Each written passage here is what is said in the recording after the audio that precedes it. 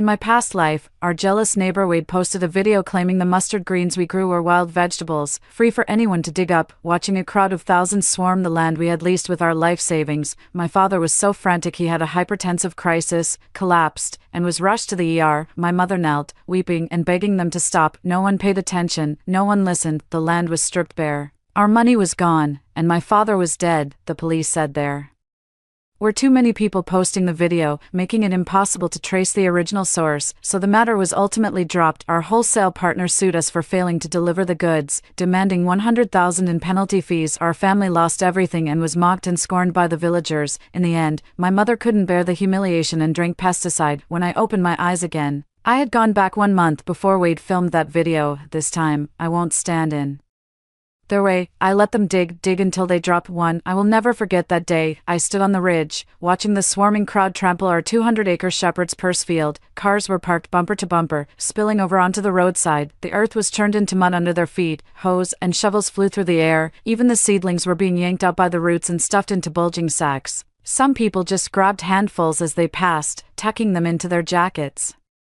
while others brought their kids along for the digging. My father was screaming into a megaphone, his voice completely hoarse, drowned out by the crowd's cheerful chatter and laughter. My mother sat slumped on the ridge, furious and helpless, tears streaming down her face as she pointed at the mob and shouted, "That's our crop, that's a whole year's income, how dare you just take it?" I looked at the viral video on my phone. In the frame, Auntie Jeanne, Wade's wife, stood at the edge of the field, beaming at the vast expanse of lush green. "Look at all this fresh, wild shepherd's purse," she said cheerfully. "Come and get it, it's free for the taking." The post was shared over 10,000 times, with the comments section flooded with requests like "drop the location, looking for a buddy to go with," and "taking the kids there this weekend." I blocked the person in front of me, pleading, "Stop digging, please, these aren't wild." He looked up and spat. "They said it's free for the taking. With so many people here, what's it to you? If you're so tough, go stop them all." Before I could even argue with him, I saw my father in the distance clutch his chest and slowly sink to the ground. I had no time to worry about those people anymore. I immediately called for an ambulance with my mom and rushed my dad to the hospital. The ER doctor said it was a cerebral hemorrhage caused by a hypertensive crisis.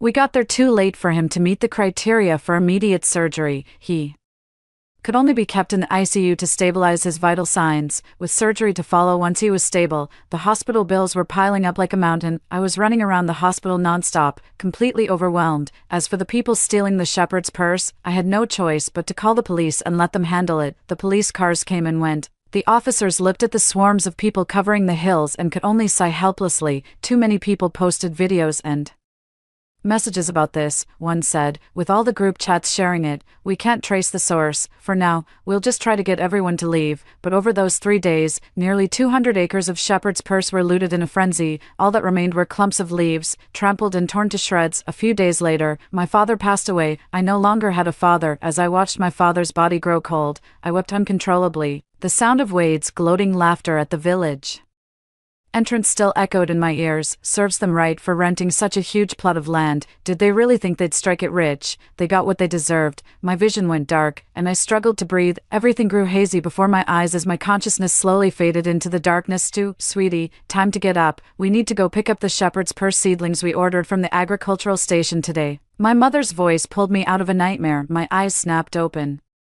I stared at the ceiling above me, both familiar and strange, my whole body trembling uncontrollably. Sunlight streamed through the window, warm and bright, but I only felt cold. My mom pushed the door open, a bowl of porridge in her hands. "What are you daydreaming about? Eat up, quick, you're going out with your dad on the trike in a bit." I looked at her face, vibrant and alive, not yet sallowed by the torment of pesticides, not yet the face obscured by the fog of labored breath through an oxygen mask. "Mom," my voice choked with tears. I touched her warm hand, gazed at her vivid, smiling face, and felt my tears fall onto my clothes. "What's there to cry about?" My mom laughed, "Crying just from getting out of bed. Come on, up you get." I held onto her tightly, burying my face in her chest and listening to the steady rhythm of her heartbeat. "Mom, it wasn't a dream. I'm so glad you're still here." I let go, took the bowl of porridge, and drank it down sip by sip. "Mom, I'll go to the agricultural station to pick up the seedlings myself today. You should both rest at home. Can you do it?" "I can." I looked into her eyes and smiled. "Mom, in this life,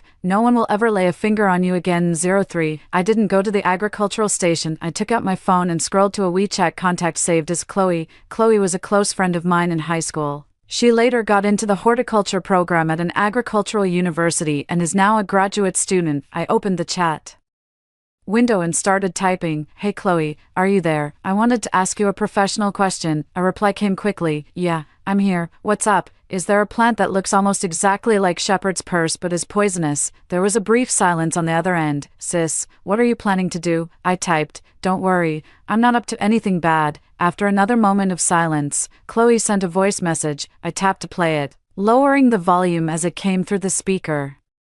"Yes, there is, especially the seedlings. They look incredibly similar to shepherd's purse. It's called poison hemlock parsley. That's not the scientific name, just what people in the community call it. It's an ornamental plant, and the roots and stems are toxic. For humans, vomiting and diarrhea are the mild symptoms. Eating too much can cause liver and kidney damage. What are you planning to do? You can't just plant this stuff carelessly. You need to put up warning signs." I stared at the screen, my heart skipping a beat. "Can you buy the seeds?" "Well, technically yes, but they're usually only sold to horticultural companies or research institutes." "Hold on, I have a senior colleague working on this project. He has some seeds. How much are you looking to plant?" I looked out the window at that plot of land, 150 mu. The phone rang immediately from the other end. I answered. Chloe's voice was hushed. "Are you serious, sis? 150 acres. What on earth are you planning?" I was silent for a moment before saying, "Chloe, my family's land, it might be in danger. Can you trust me on this?" There was a brief silence on the other end of the line, then she said, "I'll come see you tomorrow and bring the seeds." 04 Chloe really did show up the next day. She arrived on an electric scooter, with a large woven sack tied to the back. I led her inside. My mom was in the yard picking vegetables and, seeing the visitor, greeted her with a smile. "Chloe, long time no see." "Hi, Auntie," Chloe said sweetly, linking arms with my mom and chatting for a moment before following me inside. She set the woven bag down on the floor and wiped her brow. 20 pounds of seeds, enough for 150 acres. My senior fellow student helped me get them. I have the invoices and contracts. To anyone who asks, just say I helped you order some ornamental saplings from a landscaping company. I looked at her, feeling a lump form in my throat. "Thanks, don't mention it." She waved a hand dismissively, then lowered her voice. "Listen, when you plant this stuff, you have to put up a sign. You have to have a warning. If something goes wrong." "I know." I cut her off. "If something goes wrong, it won't lead back to you." Chloe looked at me and sighed. "I'm not worried about it leading to me. I'm worried about you getting yourself in too deep." I gave a faint smile and said nothing. As she was leaving, she glanced back at me. "Whatever you're doing, if you need anything, just call me." I nodded. 05 Over the next month, I did 3 things. The first was trying to talk my dad into something. "Dad, for our 200 acres, I was thinking we could set aside half to plant something different." My dad was in the yard fixing a hoe and didn't even look up. "Plant what? We already ordered the shepherd's purse seedlings. Didn't you say you were busy last time and couldn't pick them up? We're going in a couple of days." I had Chloe get in touch with a horticulture company. They have a new variety called ornamental shepherd's purse, specifically for landscaping. It's more valuable than regular shepherd's purse. They've signed a contract guaranteeing they'll buy it back. Plus, I already spoke with the wholesaler last time. 50 acres is just the right amount they need. My dad finally looked up at me. "Is that for real?" "It's real." I handed him the contract Chloe brought. The company is fully licensed, and the buyback price is right there in the contract. My dad put on his reading glasses, went through the contract from start to finish, and then looked back at me. "When did you learn to tinker with this stuff?" I crouched down to meet his eye level. "Dad, we can't just grow the same old common crops our whole lives. Let's give this a try on half the plot. If we lose money, it's on me." My father was silent for a moment, then sighed. "All right, you're grown up now. If you want to give it a shot, go ahead. But we have to keep enough for the wholesaler. We signed a contract."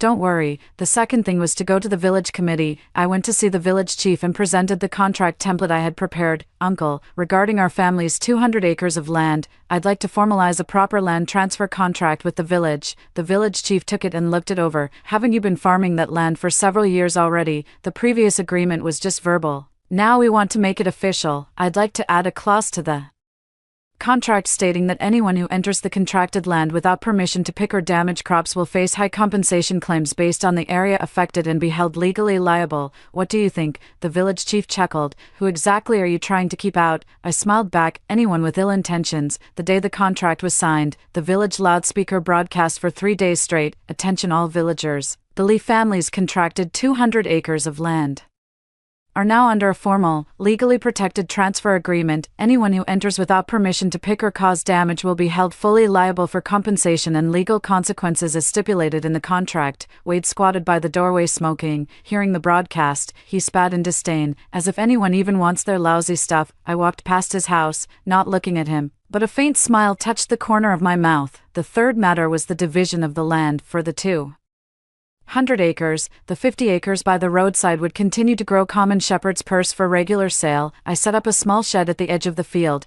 installed several conspicuous surveillance cameras, and erected a large sign that read, "Private property under contract, area under surveillance, picking, 10 yuan per gene, theft will be prosecuted." The remaining 150 acres further in were all planted with the seeds Chloe brought, poison hemlock parsley. I placed a warning sign every 20 meters in the field. Each sign was slightly larger than a hand, painted with bright red letters that read, "Warning, ornamental plants, toxic, do not eat, picking strictly prohibited, violators bear full responsibility." The signs stood tall on the ridges, impossible to miss even through the shepherd's purse leaves. You could spot them from the edge of the field at a single glance. My mom came by once and asked, "What do these signs say, and why are there so many of them?" I linked my arm with hers and said, "Mom, they're to remind people not to pick them. What we're growing here are ornamental seedlings, not for eating." My mother nodded and didn't ask any more questions. A month passed quickly. The shepherd's purse was ready for harvest. The 150 acres of poison hemlock, disguised as shepherd's purse, grew lush and verdant. It covered the entire field in a vibrant green, indistinguishable from the real thing. When the wind blew, the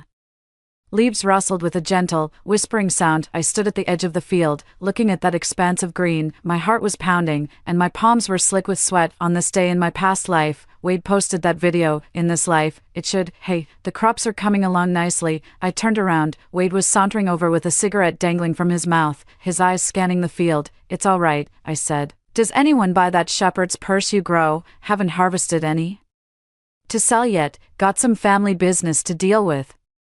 Maybe in a couple of days." He gave a low chuckle, said nothing more, and turned to leave. I watched his retreating figure, my fists clenched tight. At 8 o'clock that evening, I came across that video. On screen, there was Auntie Zhang again, standing at the edge of the field, beaming at the vast expanse of lush green vegetables. "Folks, location, XX Village. Look at all this shepherd's purse going to waste. It's wild. Come and pick it for free. First come, first served. It's all natural and pesticide-free, so hurry on over." The comment section exploded instantly. "Drop the location, taking the kids to check it out this weekend. Already forwarded to the family group chat. Wait for me, girl, let's share a ride." In the video, Auntie Zhang deliberately avoided the 50 acres by the roadside, with its surveillance cameras, warning signs, and guards. It was clearly not a place for freebies. She was filming what was inside the 150 acres where I had planted hemlock all over. She also skirted around the red warning signs in the field. The camera only focused on the food, not the signs. The glow from my phone screen lit up my face as I slowly let a smile spread. "Mom, Dad, in this life, we don't have to hold anything back. Let them dig." 7 That weekend, just like in my previous life, the village entrance was jammed with traffic before noon. I stood by the window, watching as one private car after another turned off the country lane. Vans, SUVs, even 7-seaters, doors swung open, and a crowd poured out, old and young, some carrying woven bags, others with vegetable baskets, and a few even had those professional foraging trowels. "Hurry up, it's just ahead. I heard there are 200 acres of it. Just dig it up for free." That's what they said in the group chat. All natural, no pesticides, and it's free. My dad rushed out of the house, his face pale. "Sweetheart, what's going on? Why are there so many people?" I grabbed his arm. "Dad, take it easy. How can I not be worried? It's our family's crops." He broke free from my grip and was about to run outside. I grabbed him firmly and said quietly, "Dad, have you forgotten? Our 50 acres of leased land have surveillance and guards." They went to the inner 150 acres. My father was stunned. "But the stuff inside is ours too. What's planted in there is ornamental water chestnut, sold to a landscaping company." I looked him in the eye. "Dad, we signed a contract. All of those plants now belong to that company. We can't touch that plot." My father opened his mouth, then closed it. "But isn't that inedible?" My mother came out too, watching the huge, restless crowd in the distance. She gripped my hand, trembling. "Sweetheart, this isn't going to turn bad, is it?" I held her close and gave her back a gentle pat. "Mom, nothing's going to happen. The ones who'll get into trouble are those who know better but do it anyway." 08 I walked to the edge of the field and stood by the shed next to the 50 acres of shepherd's purse grown for profit. As I passed by the shed, the white plastic sheeting was flapping wildly in the gaps. The temporary worker inside looked completely bewildered. "What's going on?" he muttered. "Why is everyone heading in there?" "Don't worry about it, Uncle," I said. "Let's just focus on keeping an eye on our own area." I pulled out my phone and opened the live streaming app. Sure enough, Wade's live stream was already buzzing with activity. The camera shakes wildly as Auntie Zhang charges forward, phone held high, her voice breathless with excitement. "Do you see it, everyone? 200 acres, all shepherd's purse, it's free, get over here now." The comments fly across the screen like a torrent. "Let's go. I'm on my way too." "That doesn't look wild at all, does it? Who cares if it's wild or not? Free is free." I let out a scornful laugh and exited the live stream. The 50 acres of land by the roadside was no small plot. Because of the workers guarding the entrance to the greenhouse, most people bypassed this section and kept walking. Before long, they arrived at the area where the poison cress was being cultivated. Then, a lot of people came to a halt, because the people up ahead had spotted those red warning signs. "Warning, ornamental plant, toxic, do not ingest, picking strictly prohibited. Violators bear full responsibility." The stark white lettering on a red background was impossible to miss. Someone was stunned. This says it's poisonous." An old man nearby leaned in for a look and frowned. "Poisonous, and they're still letting people dig it up? That's just setting folks up for a fall. Maybe it's a trick. The website said it was free, and other people have picked and eaten it. It looked perfectly fresh. Could be someone's trying to keep it all for themselves and put up a fake warning." Some hesitated, lingering at the edge of the field, unsure whether to proceed yet.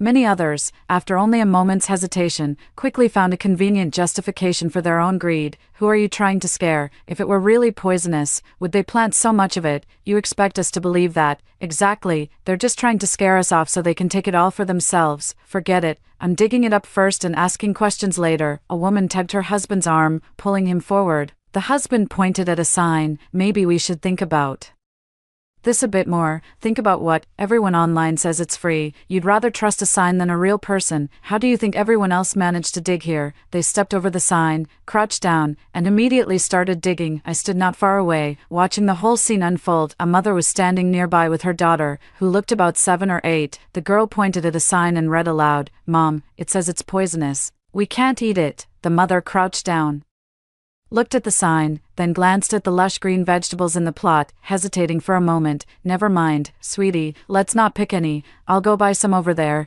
10 yuan a jean isn't too expensive." "Fine." The mother and daughter turned and headed towards my 50-acre paid picking area. Evil begets evil. I won't let innocent people suffer for their deceit, but the wicked and the greedy, I will make them pay. 9. My dad stood by the shed in the payment area, seeing the mother and daughter approach. He quickly called out, "Over here, 10 yuan a jean, freshly dug." The mother picked out a few, my dad helped weigh them, and the daughter watched curiously from the side. "Sir, why are there so many people digging over in that field?" the mother asked as she paid. My dad opened his mouth, at a loss for words. I walked over and said with a smile, "Auntie, those are ornamental plants from the landscaping company. They're not for eating. We put up a sign as a warning, but some people just don't listen." My mom glanced back and shook her head.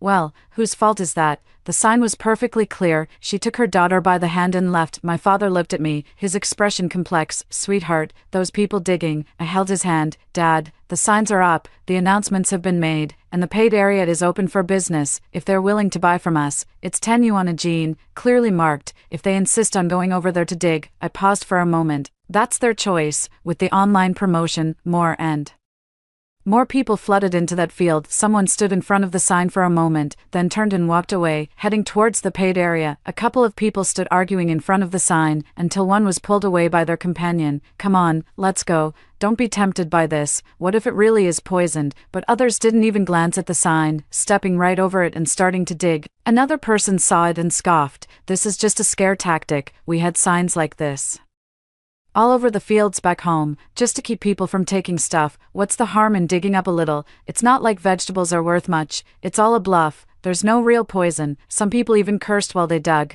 "Think a lousy sign is gonna scare us off? Dream on. I'm digging right here today. Let's see what they can do about it." Others came with 3-wheelers, their cargo beds loaded to the brim. Some set up stalls right on the spot, buying the freshly dug shepherd's purse, stuffing it into burlap sacks, and loading it onto vans. 11 at noon, I was over in the paid area helping out. My dad was weighing the produce, my mom was handling the money, and the temporary worker uncle was greeting the customers. There were quite a few customers, many of whom had turned back decisively after seeing the sign. A woman chatted with me while picking out vegetables. Young lady, is that sign in the field over there for real? It's real. Those are ornamental plants, not for eating. Oh, thank goodness I didn't dig. I was thinking about going too, but then I saw that sign. I figured, who'd go to the trouble of putting up a fake sign for fun? It must be genuinely toxic. The person next to her chimed in, yeah, those letters were huge and bright red. It's not like we're blind. I gave a faint smile and said nothing. Just then, the sound of an argument drifted over from the distance. I looked up.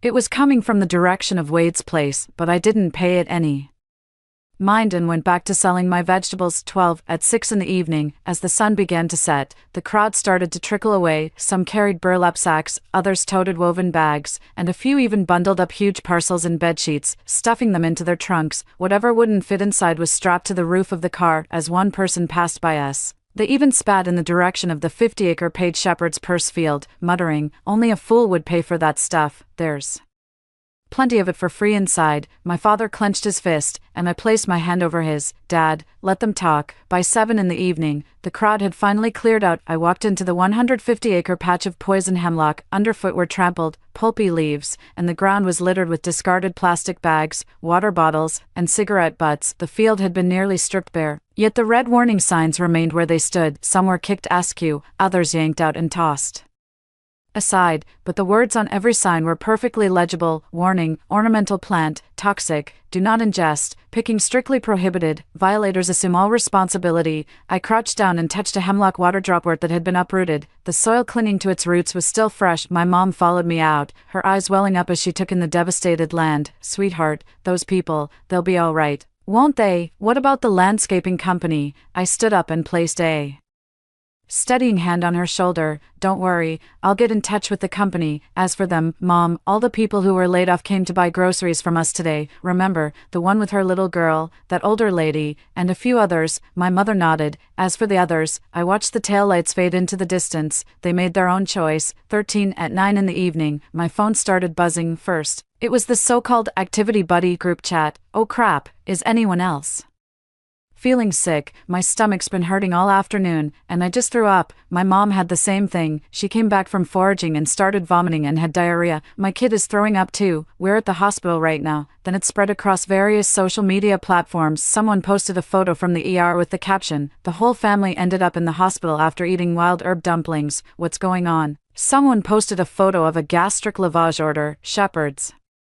purse is poisonous. You've got to be kidding me. Someone posted a video. The footage was shaky, with the noisy ER waiting room in the background. Can you believe it? We spent the whole afternoon picking shepherd's purse, and now the whole family is laid out in a row. The reposts kept coming. The comments kept piling up. I scrolled through them one by one, my finger moving slowly across the screen. Doubts began to creep in. Could there be something wrong with that land? Wasn't it supposed to be free to dig? How could it be toxic? Where's the person who posted the video? Come out and explain. A moment later, someone posted a screenshot. Found it. This person posted the video first. The attached image was Auntie Zhang, Wade's wife, beaming with a radiant smile. The comments below went wild. That's her. Location, XX Village. She's the one who said it was free. Dox her. Call the police. But there was another comment that got upvoted to the top. My friend went too, but she came back saying there was a sign at the site. It said the stuff was toxic and not to dig it up. She didn't dare, so she bought some from a nearby vendor for 10 yuan a pound. Wait, there was a sign. Yeah, red background with white lettering, stood out like a sore thumb. My friend even sent me a picture of it. Someone replied below, I saw it too, but I thought it was just a prank. I saw it too, didn't think much of it. Damn. It was clearly marked as toxic, but they had to go and dig it up anyway. Who's to blame for that? I stared at that comment, a slow smile spreading across my lips. Yeah, whose fault is it? Really? 14 The next morning, police cars rolled into the village. 2 police cars were parked outside my house. They were followed by a white van bearing the words XX District Center for Disease Control and Prevention. The whole village had come out, standing in their doorways to watch the commotion. Wade had come out too, a cigarette dangling from his mouth, looking over this way with a smug expression.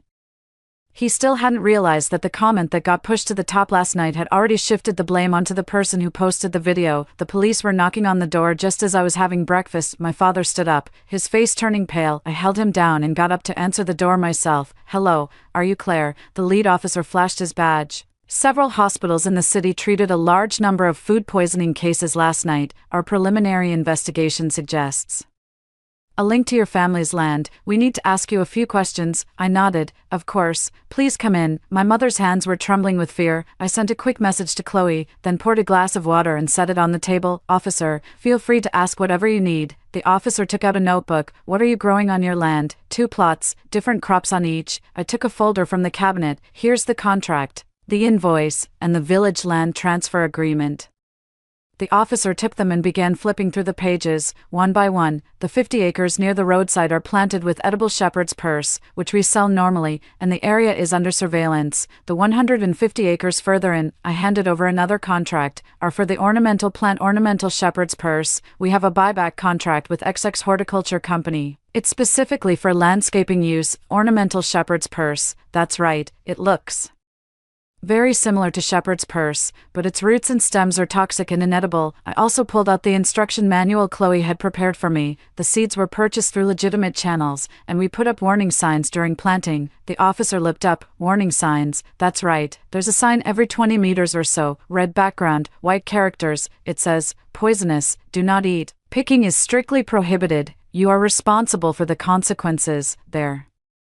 Especially dense at the edge of the field. You see one every few steps." The police officer exchanged a look with the person beside him. Just then, personnel from the CDC entered, wearing white gloves and carrying a sampling kit. "We need to go collect samples from the field." 15. A group of people walked along the field ridge toward the plot, and I followed behind. When we reached the 50-acre paid access plot, the police officer stopped to check the surveillance camera, look at the sign, and then glance at the temporary workers selling vegetables in the shed. "Is this area operating and selling as normal?" "Yes, 10 yuan per jean, clearly marked. A lot of people who came yesterday saw the sign over there and switched to buying from here." The officer nodded and continued walking in. When they reached the 150-acre patch of poison hemlock, the CDC personnel knelt down and began taking samples. A young officer looked around and suddenly pointed into the distance. "What's that over there?"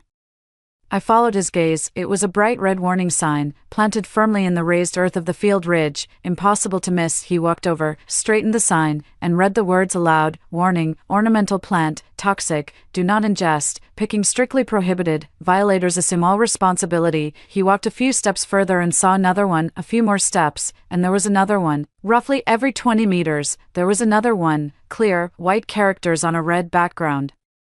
He glanced back at me. I stood there calmly. Another officer walked over and said, "There are a few more patches at the edge of the field, even denser. Anyone entering the field normally would spot them right away." The officer came back to me and leafed through the contract and invoices once more. "Did you make an announcement in the village?" The day the contract was signed, the village committee broadcast it over the loudspeaker for 3 days straight. Anyone entering without permission to pick or cause damage would be held liable for compensation as per the contract and face legal consequences. "Those videos?" "Officer," I interrupted him, "I didn't post those videos. I didn't invite those people to come and dig. I'm growing legal crops." I put up warning signs and clearly marked it as a paid area. If they had seen the sign and not entered, or if they had entered, seen the sign, and then left, nothing would have happened. I looked at him. "But some people, they don't stop even when they see the signs. They even pull the signs out and toss them aside, then keep on digging. So, is that my fault too?" 16. After the police left, I stood at the edge of the field, looking at the warning signs that had been trampled and smashed. Some signs had been kicked over, others yanked out and tossed into the ditch. One was stomped deep into the mud, with only half of the character "for poison" still visible. I crouched down, righted one of the signs, and wiped the mud from its surface. Red background, white characters, still perfectly clear. My mom walked over, looked at the signs, and suddenly said, "Sweetie, yesterday I saw someone pull one of the signs out and toss it aside, then call his whole family over to start digging." I looked up at her. I wanted to shout out to stop them, but I was too late, she said, her eyes welling up. "All 5 of them went in, 3 adults and 2 kids. I stood up and hugged her. "It's not your fault, Mom, those people who tore down the signs." I paused for a moment. It's not that they didn't see, they chose not to see. Adults must face the consequences of their actions. 17 3 days later, Wade was formally arrested. Charges: disturbing the peace and endangering public safety. Everyone in the village went to see the commotion, but I didn't go. When my mom came back, she said his wife, Auntie Zhang, had also been taken away, suspected of being an accomplice. Their 2 kids were picked up by their grandmother, crying the whole way. Everyone in the village is cursing them, my mom said, with a complicated expression, calling them a public menace. I didn't say a word, she continued. I heard most of the people who got poisoned were the ones who saw the warning sign and still charged right in. A few others were vegetable vendors coming to collect their produce. The ones who didn't dig up anything were completely fine. I nodded. My mother looked at me for a long moment before suddenly asking, "Sweetheart, tell me the truth. Did you know this would happen all along?" I looked up at her. Her eyes were rimmed with red, but there was no fear or accusation in them. I spoke slowly. "Mom, I knew people would come, but I also knew that if they just saw the sign and left, nothing would happen." My mother fell silent for a long time, then she pulled me into a tight hug. "Oh, you silly child." Her voice was muffled against my shoulder, thick with tears. "We're here, Mom and Dad. We're always here." 18 A month later, the patch of poisonous water dropwort was plowed under and replanted with flowers.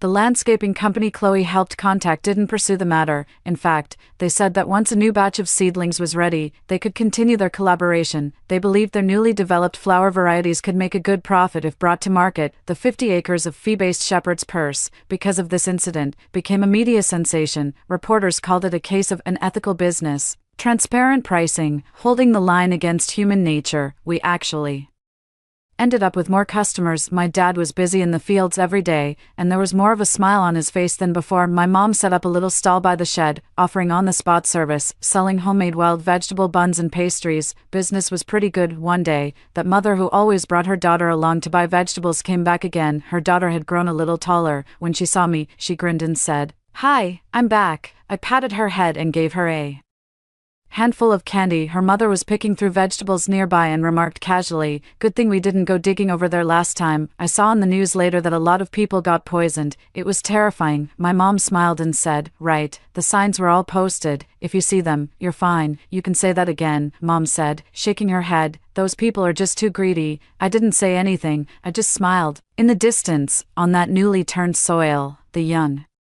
flower seedlings were just a row of bare, brown stalks for now, but I knew they were sprouting beneath the surface. The sun was warm, and the breeze was gentle. I stood at the edge of the field, watching my parents make their way through that sea of green. "Mom, Dad, in this lifetime, the debts have been paid, and the debts have been forgiven. Let's live the life we have left, and live it well." Story 2. When my parents divorced, I was quick to choose Dad. Mom frowned and said, "Nova, you've always been sharp. How could you pick your money-grubbing father? Clearly you still need proper upbringing, or you'll suffer for it." Screw your proper upbringing. In my past life, I chose Mom. Her orchid-like grace had caught the richest man's eye, but that gilded cage was all schemes and bullying. After barely surviving, I thought I'd finally made it, but Mom insisted I give everything to my sister, saying your sister's had a hard life. She deserves to experience luxury for once. When I refused, she locked me in the basement and starved me to death. I broke free from Mom's grip and ran to my visibly distraught father. "Dad, I still want to live with you," I pleaded. Meanwhile, my sister, who'd originally chosen Dad, got pushed toward Mom's side instead. I never imagined I'd get a second chance at life, let alone be reborn right at the moment my parents were divorcing. For me, this was the pivotal turning point of fate. In my past life, this was where all my misfortunes began. Their divorce happened because my mother developed an emotional affair with a middle-aged tycoon. Though nothing physical occurred, they'd spend hours philosophizing together through text messages every day.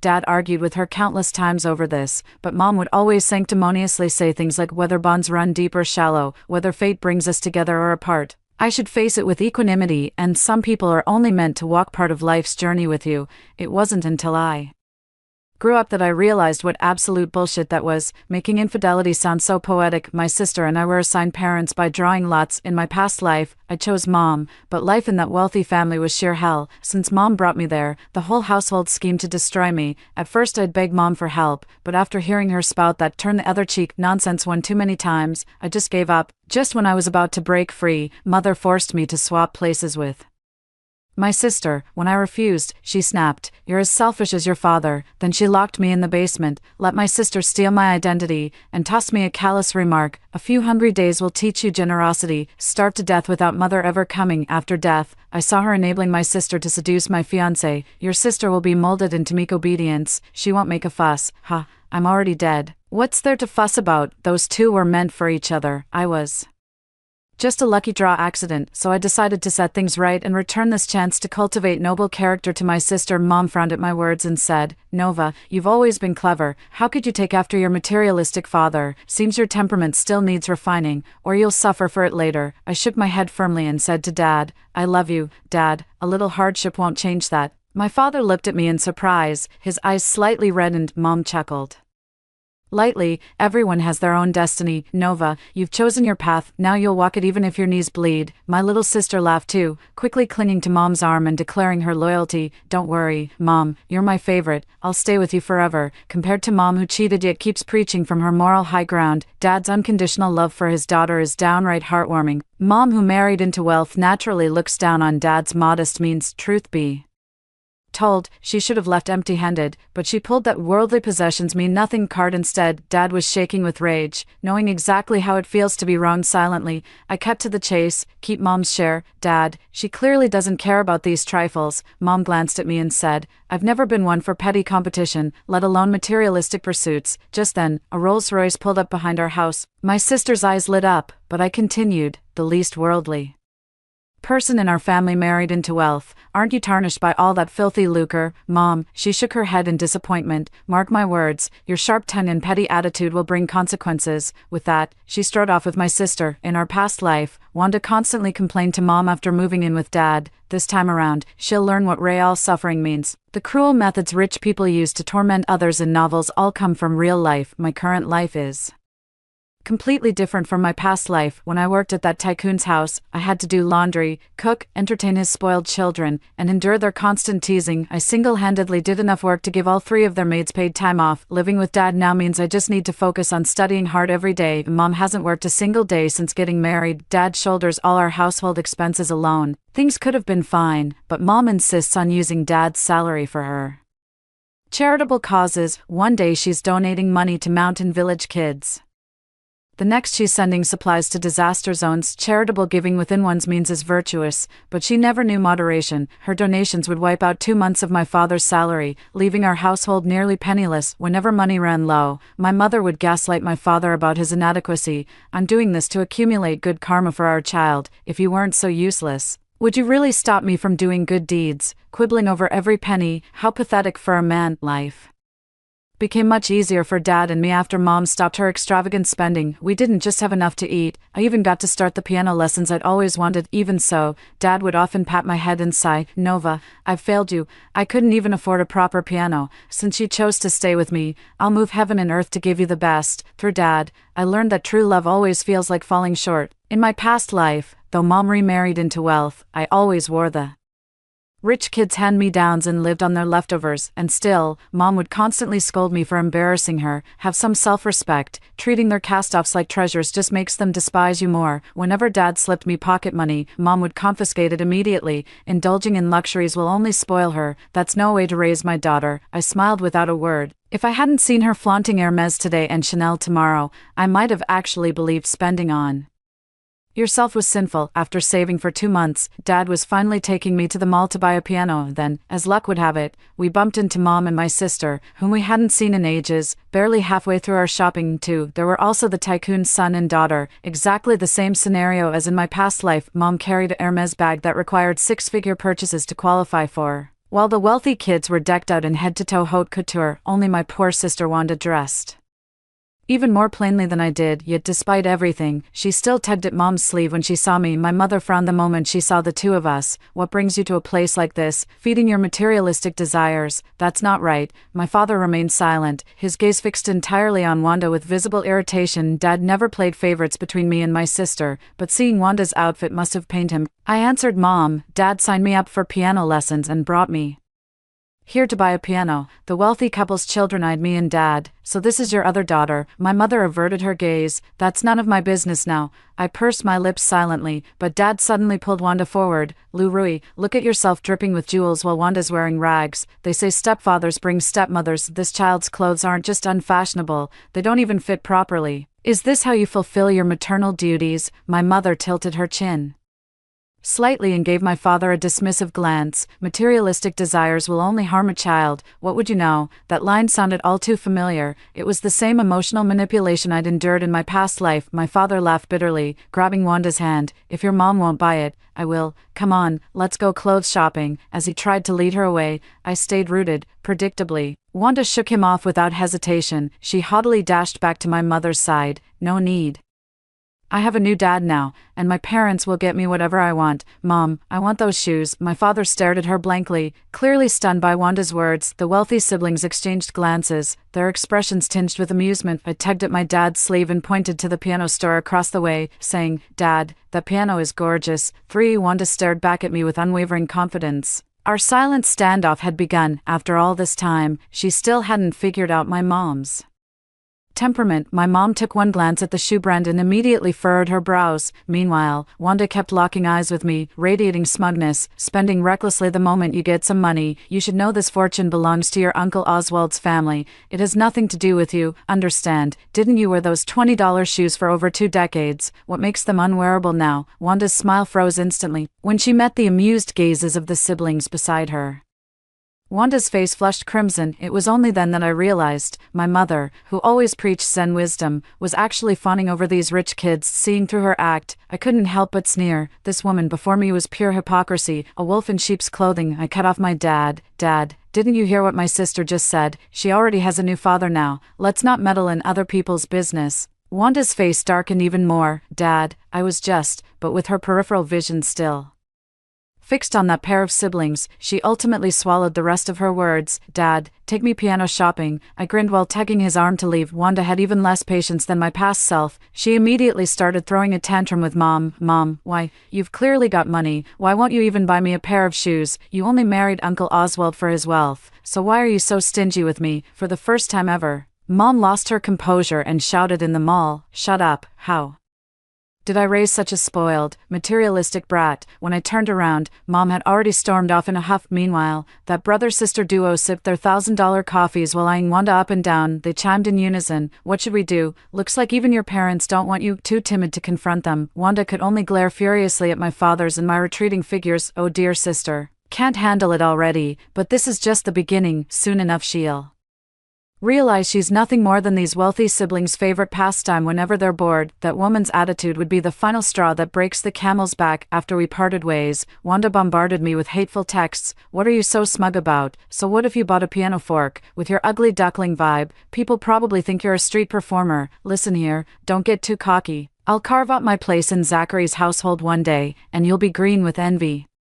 Actually, I should thank you. If you hadn't let me go with Mom, I'd be stuck suffering with Dad right now. I casually snapped a photo of the shoes on my feet, the exact pair Wanda had been eyeing earlier. Little sister's taste is impeccable. Dad got them for me. After I sent it, Wanda on the other end of the line completely lost it. My phone kept buzzing nonstop, drawing Dad's attention. Just some spam calls, he said. Block the number. If you like those shoes, get them. Your old man can afford it. I shook my head with a smile.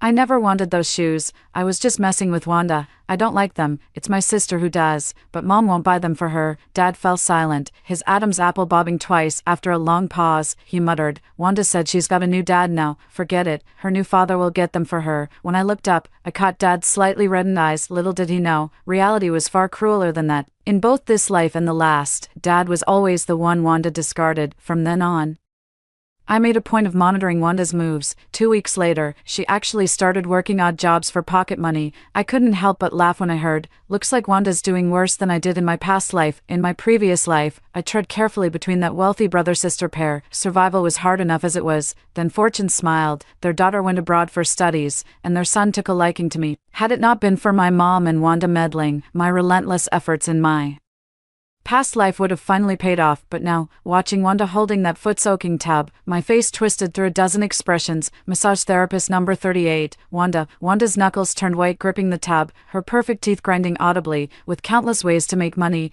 I couldn't fathom why she'd work at a foot spa, wearing that tacky miniskirt and fishnets, no less, unless she was forced into this. Nova, you came here on purpose. This is all just to humiliate me, isn't it? Biting back laughter, I feigned shock with a hand over my mouth. What, sis, didn't you and Mom marry into that wealthy family? Why are you here? I just came out for a stroll after walking too long. Standing up, I added, don't be so hostile. Even though our parents divorced, we're still sisters, having trouble. Let's go find Dad. He's in the next room, already isolated at Zachary's household. Wanda burst into tears after my remarks. What's with the waterworks? Wanda blinked away tears before saying, it's nothing, I just missed you and Dad terribly. You're overthinking it. Sis, I took this job because the pay's good, and no work is beneath anyone. Uncle Oswald's mansion is gorgeous, his kids are lovely too, but I'm just a country bumpkin unfit for luxury. Wanna swap places? I chuckled. Seems Wanda saved all her cunning for me. Playing along, I asked, seriously? She nodded eagerly like a pecking chick. Dragging me to Dad. Upon seeing him, she flung herself into his arms. Dad, sis wants to live with Uncle Oswald, let her go. I've missed you so much, I want to come home. Wanda threw herself at my dad, pouring her heart out. Standing beside them, I could almost see how she must have convinced my mom to switch places with me in her past life. My father looked at me helplessly. But your sister, in desperation, Wanda dropped to her knees. Dad, only after experiencing luxury did I realize I'm sentimental at heart. How could I live with Mom in that homewrecker's house? After her affair, I'm your flesh and blood. With a cold smirk, I whispered to my father, but last time you said you'd gotten yourself a new dad, I had to say that for their benefit. A flicker of conflict crossed my father's eyes. Your sister would never go to Zachary's place. Let me figure out how to convince your mother to let you stay with me. I didn't stop him. In fact, I chimed in to support his argument. Pretending to be considerate, I didn't ask Wanda to massage my feet but let her rest in my room for an hour instead, so I actually posted this online. Massage therapist number 38 at the foot spa is so fresh-faced, absolutely top tier. An hour later, a crowd of middle-aged men with questionable hygiene were already waiting outside for number 38. When I got home, my dad actually started seriously considering the idea, using losing something as an excuse. I got the surveillance footage from the spa owner and immediately forwarded it to my mom. Given her holier-than-thou attitude, there's no way she'd tolerate her daughter being two-faced. Sure enough, 2 hours later I received the response video. In it, Wanda was hanging her head while saying in this flippant tone, Mom, I really don't want to leave you. Everything I said today was just messing with that idiot father of mine, who'd want to live some miserable life with his useless ass. Hilarious that he actually believed me. Haha. Thank God I didn't inherit his IQ. Love you, Mom. Wanda only lifted her head at the end, face all bruised and swollen. In a quick flash of the footage, you could see those siblings standing there with their arms crossed. Perfect. Once you're in a wealthy family, it's like being trapped in the ocean depths. Wanda could be tossed out in disgrace, but she sure as hell couldn't leave whenever she felt like it. I showed my dad the edited video with the second half cut out. He was so furious he nearly smashed my phone, through gritted teeth. He repeated fine 3 times. From now on, I'll act like I never had this daughter. No sooner had he spoken than his phone rang again. My mother's voice came through the receiver. I've got news for you. Wanda's getting engaged to Zachary. She'll officially become part of their family, with no ties to you whatsoever. Don't even think about stealing your daughter back. Zachary's that playboy heir from the wealthy family notorious for his womanizing ways and sadistic tendencies. In my past life, I was the one engaged to Zachary, but he never cared for me. Tormenting me was his only amusement, like dragging me out of bed in winter to fetch him from bars, in a damn slip dress no less, or forcing me to watch him fool around with women on waterbeds at massage parlors while I played maid, kneeling dog-like by his bedside through the night. Just another Tuesday. At first I begged my mother for help. She snapped, You owe this privileged life to me and Uncle Oswald's family. Only ungrateful wolves bite the hand that feeds them. Then she twisted my words to Zachary. What followed was worse humiliation. Cornered, I endured, until suicidal thoughts crept in. That's when he dangled hope. Who'd care if you offed yourself? And nobody like you should be grateful being my placeholder fiancé. Nova, surely you don't think I'd marry trash. Stick around a year until I'm done playing house, then scram. Studying abroad's more than your provincial ass deserves. He wasn't wrong. I craved that escape, so for a year, I swallowed every Degradation. Just as the year was ending and Zachary was about to pay me off with $1 million to leave, my mother made me switch places with Wanda. After death, I saw her, the very picture of moral righteousness, letting Wanda climb into Zachary's bed. Perfect.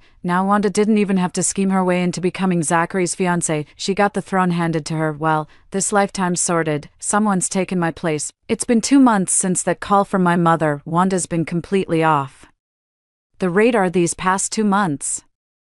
Just when I was frustrated about not hearing any news of Wanda's misery, my mother unexpectedly showed up at our door. Seeing her standing there dressed like a socialite, both Dad and I froze. My father blurted out instinctively, "What are you doing here? I didn't steal your precious daughter away. From now on, Wanda means nothing to me." Mother, wearing a hat, only turned to look at us with a faint chuckle after hearing this. She held out an invitation card between her fingers. "No need for stealing. Wanda's now Zachary's fiancée. Why would she come back to this impoverished life with you? But really, there's no call for such bitter remarks. I've always taught Wanda not to forget her roots. Tomorrow's their engagement party, come or not. That's your choice." My father's nostrils flared with anger as he pointed into the distance, urging Mother to leave immediately, but before he could voice his refusal, I gently patted his hand. "Sounds good. Thanks for making the trip, Mom. We'll definitely be there tomorrow." After she left, my dad gave me a puzzled look. "Nova, those two will definitely give you backhanded compliments tomorrow. I don't want you subjected to their scorn," I reassured Dad, relieved to see he'd completely let go of Wanda as his daughter. Tomorrow's the perfect day to watch the drama unfold. How could I possibly miss it? Just like in my past life. The engagement party was held at this 5-star hotel. The lavish decorations screamed wealth at every turn, showcasing Zachary's family's dedication to this event, but only I knew the truth. Beneath that gilded surface lay nothing but a gilded cage, easy to enter, but escaping would cost you dearly. Dad and I found a quiet corner, trying to stay invisible. Half an hour later, the wealthy family made their grand entrance. My mother had always been distant with Dad, like some emotionless NPC, showing neither affection nor enthusiasm in their conversations, yet here she was, flashing practiced smiles and chatting effortlessly with guests, a far cry from her tight-lipped silence at home. Dad let out a quiet sigh and looked away. I chuckled softly. "Dad, do you think Mom actually loves this old man, or did she just sell out for money? Miss, I'm above material things. Could she really have been corrupted by greed?" My father shook his head, then whispered to me, "Nova, doesn't Wanda look like she's lost weight?" Following his gaze, I chuckled. Lost weight? She'd practically shrunk 2 sizes, though. Her face was caked with foundation and blush. The exhaustion in her eyes was unmistakable. Gone was her former boldness, replaced by a nervous, tentative air. Only when approaching us did she make a conscious effort to straighten her posture. She didn't even greet my father, simply stating, "I can't believe you actually came. Let me introduce my fiancé, Zachary," Wanda announced proudly, but her companion remained silent. When she glanced sideways with a smile only to find Zachary staring intently at me, her expression nearly faltered. "Zachary, this is my biological father, haunted by past life trauma. I'm trying my best to move on, but can't shake this lingering dread. It's not Zachary I fear, it's those horrific memories." Zachary only snapped out of it when Wanda nudged his arm. He shot Wanda a glance, lips curled in careless mockery. "You're real, Dad. Funny how you call me Dad so sweetly at home." The edge in Zachary's voice was unmistakable, freezing Wanda's smile mid-curve. My Dad couldn't stand their sarcastic remarks and got up to leave. As he reached the door, I suddenly said, "Dad, I need to use the restroom. Wait for me." Sure enough, the moment I stepped into the bathroom, Wanda barged in right after me. The second she saw me, she hissed through gritted teeth, "Nova, you're the one who showed Mom that surveillance footage, aren't you?" I smiled and shrugged. "Nope, stop lying." Poor Wanda had to keep her voice down despite her fury. "I've seen your chat history with Mom. You sent it. You tricked me into saying those things and got me beaten black and blue. Sorry." But watching her throw a tantrum helplessly cracked me up. Of course, my laughter only made Wanda seethe harder. "5, she raised her hand to slap me, "and now you're after my fiancé, you little homewrecker. Listen here, I'd rather throw my trash to the dogs than let you have even a scrap of it." Wanda was pitifully thin. I barely exerted any strength when gripping her wrist. "Sweetheart, are you implying Zachary is trash?" Just one casual remark from me made Wanda's gaze dart nervously, and honestly, with Uncle Oswald's family being so well off, how did you end up looking like skin and bones? I gave her bony wrist a squeeze, and Wanda instantly jerked her hand back. She glared at me defensively. "What would you know? I'm slimming down deliberately for the engagement party. Stay away from my fiancé." With that, Wanda hurried off. I smiled without responding. Wanda's always been Like this, even if she didn't want something, the moment I showed the slightest interest, her possessiveness would flare up instantly. The same went for Zachary, but she didn't know I'd spotted him leaning against the wall the moment I stepped out of the restroom. Sis, that revolting term made my skin crawl. Since you're Wanda's sister, I should call you sis too, right? I'd come back deliberately to wait for Zachary. After knowing him for a lifetime in my past, I understood exactly what kind of scum he was. He wouldn't care about having a fiancé or attending an engagement party. If anything, hitting on his fiancé's sister at their own engagement would only excite him more. Clenching my hidden fist, I steadied myself before casting him a deliberately timid glance. Brother-in-law. Zachary's face lit up with disgusting glee. Leaving so soon? Sis, why not stay a little longer? Zachary took 2 steps closer, his cologne invading my nostrils. I clenched my jaw to stop myself from recoiling. Just as he reached out with wandering hands, I feigned coy resistance before swiftly retreating half a step. Let's catch up later, brother-in-law. My father's waiting outside. With that, I hurried away, acutely aware of his lingering gaze burning into my back. I refused to believe Zachary was oblivious when Wanda threw herself at him. Now it makes sense. Why would my mother dote on that destitute girl? She's probably using her daughter to cement her own position in Zachary's household. 2 peas in a pod, one with honeyed words hiding venom, the other scheming malice, both turning blind eyes to suffering. Given this second chance at life, I'll make sure nobody keeps living peacefully. As Zachary somehow obtained my number and bombarded me with calls and texts, I played along briefly, but when he escalated, I laughed it off. Mind your place, brother-in-law. Then came the digital guillotine, blocked everywhere. Yet within 3 days, my mother summoned me to a suspiciously empty cafe. She'd booked entirely, I deliberately said with a tinge of sarcasm. Mom's really changed these days, even needs the whole place cleared just for coffee. This must be the first time you've seen me since marrying Uncle Oswald, right? I almost thought you'd forgotten all about me after taking my sister away. Seeing me react this way, Mom visibly relaxed. After calming me down for a while, she inevitably brought up Zachary. Nova, what do you think of Zachary? He's fine, but he's my sister's fiancé. What's that got to do with me? Hearing this, Mom immediately sat beside me, putting on that self-righteous expression again. Your sister's been living comfortably with me for years, while you've endured hardship with your father. It's time you two switched places. Nova, would you come with me to Zachary's? Since you think he's suitable, why not take care of him together with your sister? After all, you're blood relatives. It was common for sisters to share a husband in ancient times. We should learn from their magnanimity and generosity. Even though I was mentally prepared, her twisted logic still managed to shock me. She then shoved a card into my hand, a hotel key card. Mom, why are you giving me this? Little sister will be furious. Patting my hand with feigned wisdom, she said, relax, I'm molding your sister properly. She'll eventually develop my serene temperament and won't make a fuss. How familiar those words sounded, identical to what she'd said in my past life. After leaving, I made a call. Got any takers for room 1444? Don't worry,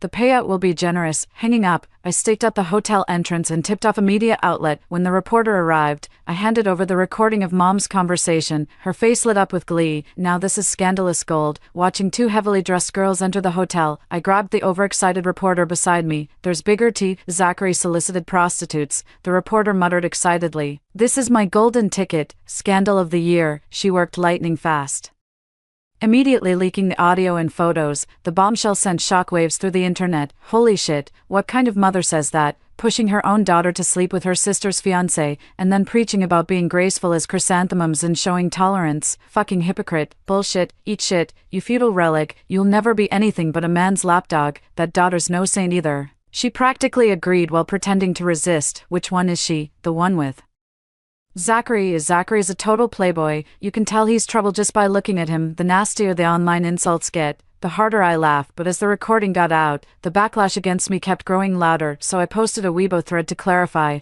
I wasn't there. I've got basic decency. Those 2 were sex workers. Zachary was soliciting prostitutes. None of this involves me. The explanation only fueled more online vitriol. The scandal blew up so big that even Zachary's family connections couldn't spring him loose, not with this much public scrutiny. Though honestly, my poor mom took the hardest hit of all. She's been blowing up my phone nonstop since this whole mess started. After explaining everything to Dad, I just sat back and watched the drama unfold. It wasn't until her 100th+ call that I finally picked up. Speak. There was stunned silence before she exploded. Nova, raising you is a complete waste. You're nothing but a wolf. Why did you record it? Why leak it? If You didn't want to go, why not just refuse? Do you realize Uncle Oswald is divorcing me over this? Have you ever considered me? As her hysterical shrieking continued, most of my resentment faded. Mom, forgot you're serene as chrysanthemum's persona. Just let things take their course. Why fuss over such trivial gains and losses? I hung up mid-sentence and blocked her, yet 2 days later, she showed up at our doorstep with luggage, dressed in her old clothes. She stood rigidly straight with that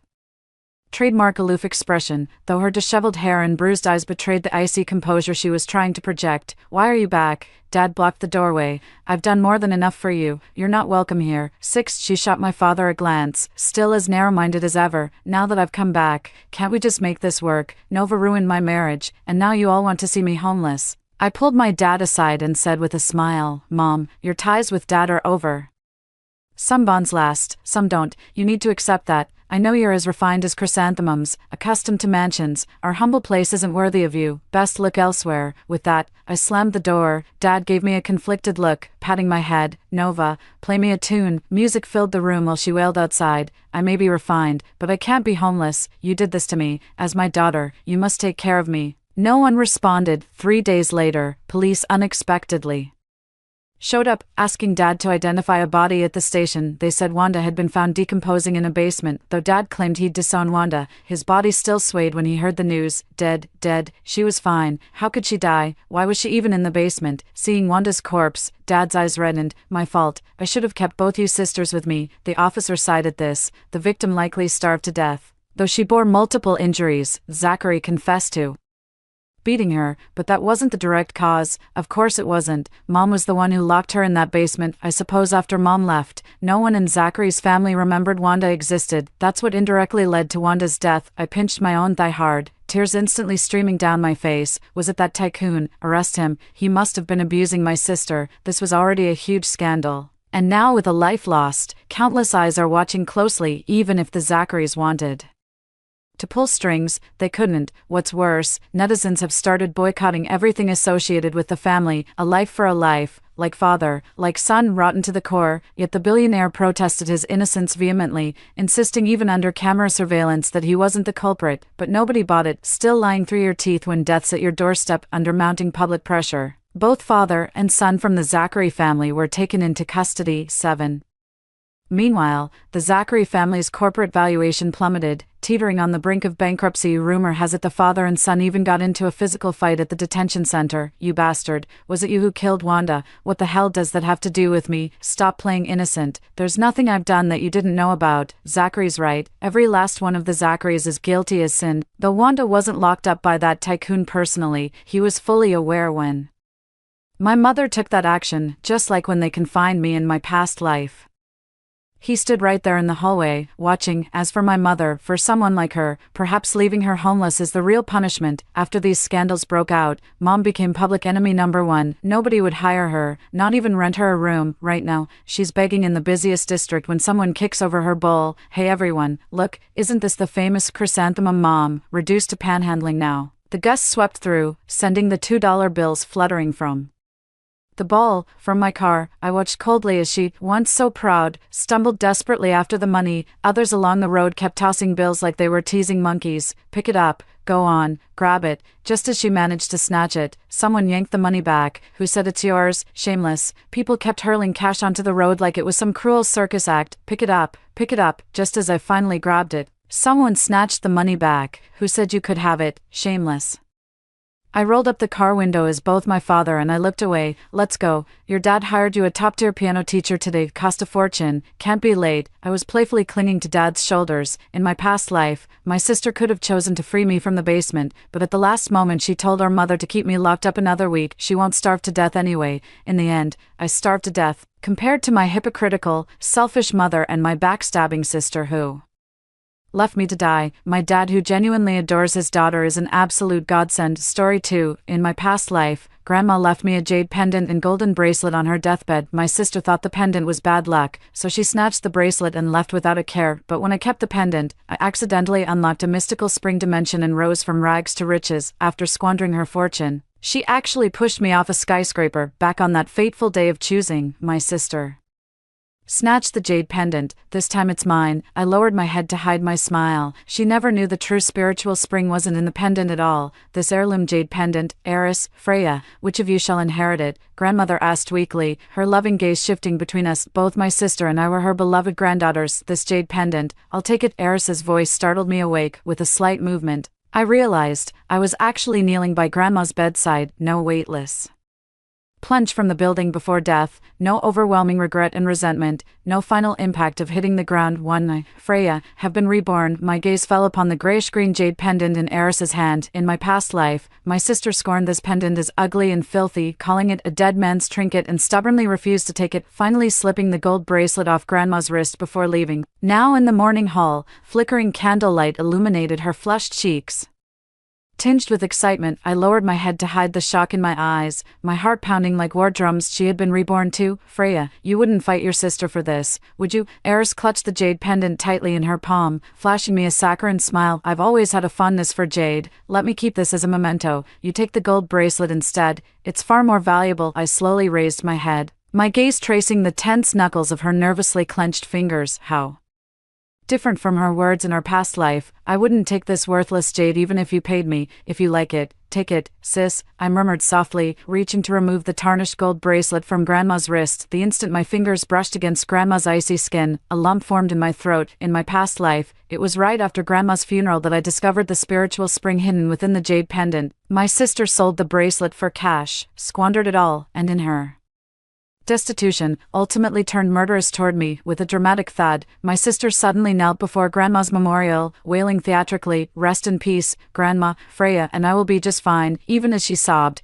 her eyes kept darting to the jade pendant in her hand, fingers anxiously tracing its surface as if anticipating something. I watched her performance with cold detachment. Her desperation made it obvious. She'd discovered the pendant's secret. Since when did Eris become so dutiful? Mother murmured through tears. She usually avoids these rituals. Mom, Eris cut in hastily. I just had an epiphany. Grandma always loved us most. I quietly adjusted Grandma's burial garments, pausing at the collar where her favorite gardenia should have been pinned. In my past life, I placed it there, but not this time. I put Grandma's favorite gardenia here, Eris said eagerly, pointing to the slightly wilted white flower on Grandma's chest, her face brimming with ingratiation.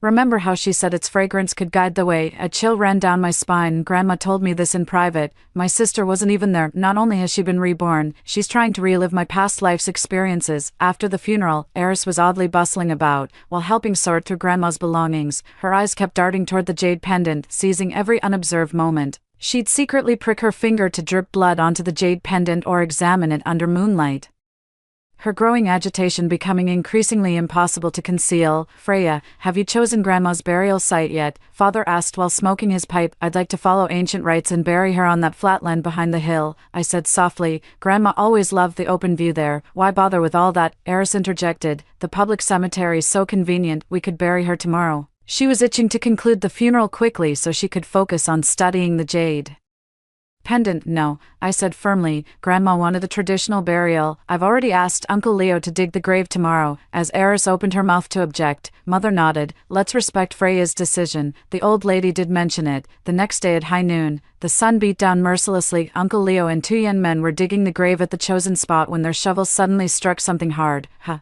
There's a bluestone slab down here, Uncle Leo exclaimed in surprise, just as I stepped forward to investigate. A sudden burning sensation shot through my wrist. It came from the little bear hair tie Grandma gave me last year, which I'd kept wearing as a memento. Looking down, I saw the crude bear carving on the otherwise ordinary hair tie was now emitting a faint blue glow. A surge of warmth raced up my wrist straight to my heart. Darkness clouded my vision as an ancient voice, audible only to me, echoed in my ears. The spirit spring chooses its master, bestowing endless blessings. Only with a virtuous heart can one see the journey through.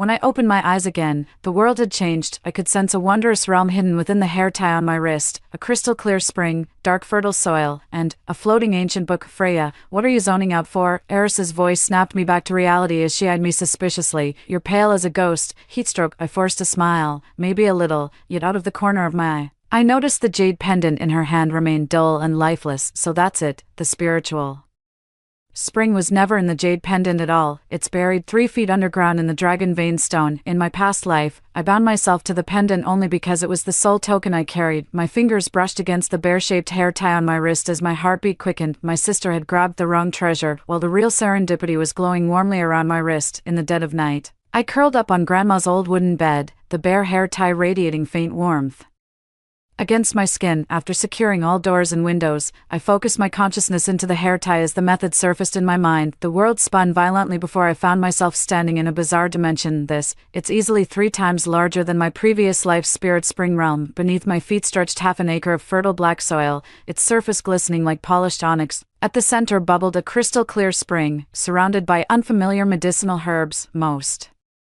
Miraculously, an ancient yellowed book hovered midair, its seal script title Mystic Spring Codex glowing faintly on the cover. As I touched the tome, it flipped open to reveal 3 treasures of the sacred spring: water that heals wounds, soil that nurtures rarities, and this codex that unveils mysteries. The moment my fingers brushed these words, pages turned to display detailed herb illustrations with cultivation methods. My heart skipped a beat. In my past life there was only the spirit spring, but now I've gained fertile black soil for cultivating rare herbs and a treasure trove of knowledge. Ripples suddenly appeared on the spring's surface, revealing these words: for the new master's arrival, we give 3 spirit seeds that will mature in 30 days. 3 faintly glowing seeds rose from the spring's depths and landed in my palm. With utmost care, I planted them in the black soil and nourished them with spirit spring water. The seeds sprouted tender shoots at visible speed, nearly making me gasp aloud. "Freya, what are you muttering about in the middle of the night?" My sister's voice came through the wall, accompanied by impatient thumps. I quickly snapped out of my trance, heart pounding like a drum. "Nothing, just sleep talking, weirdo,"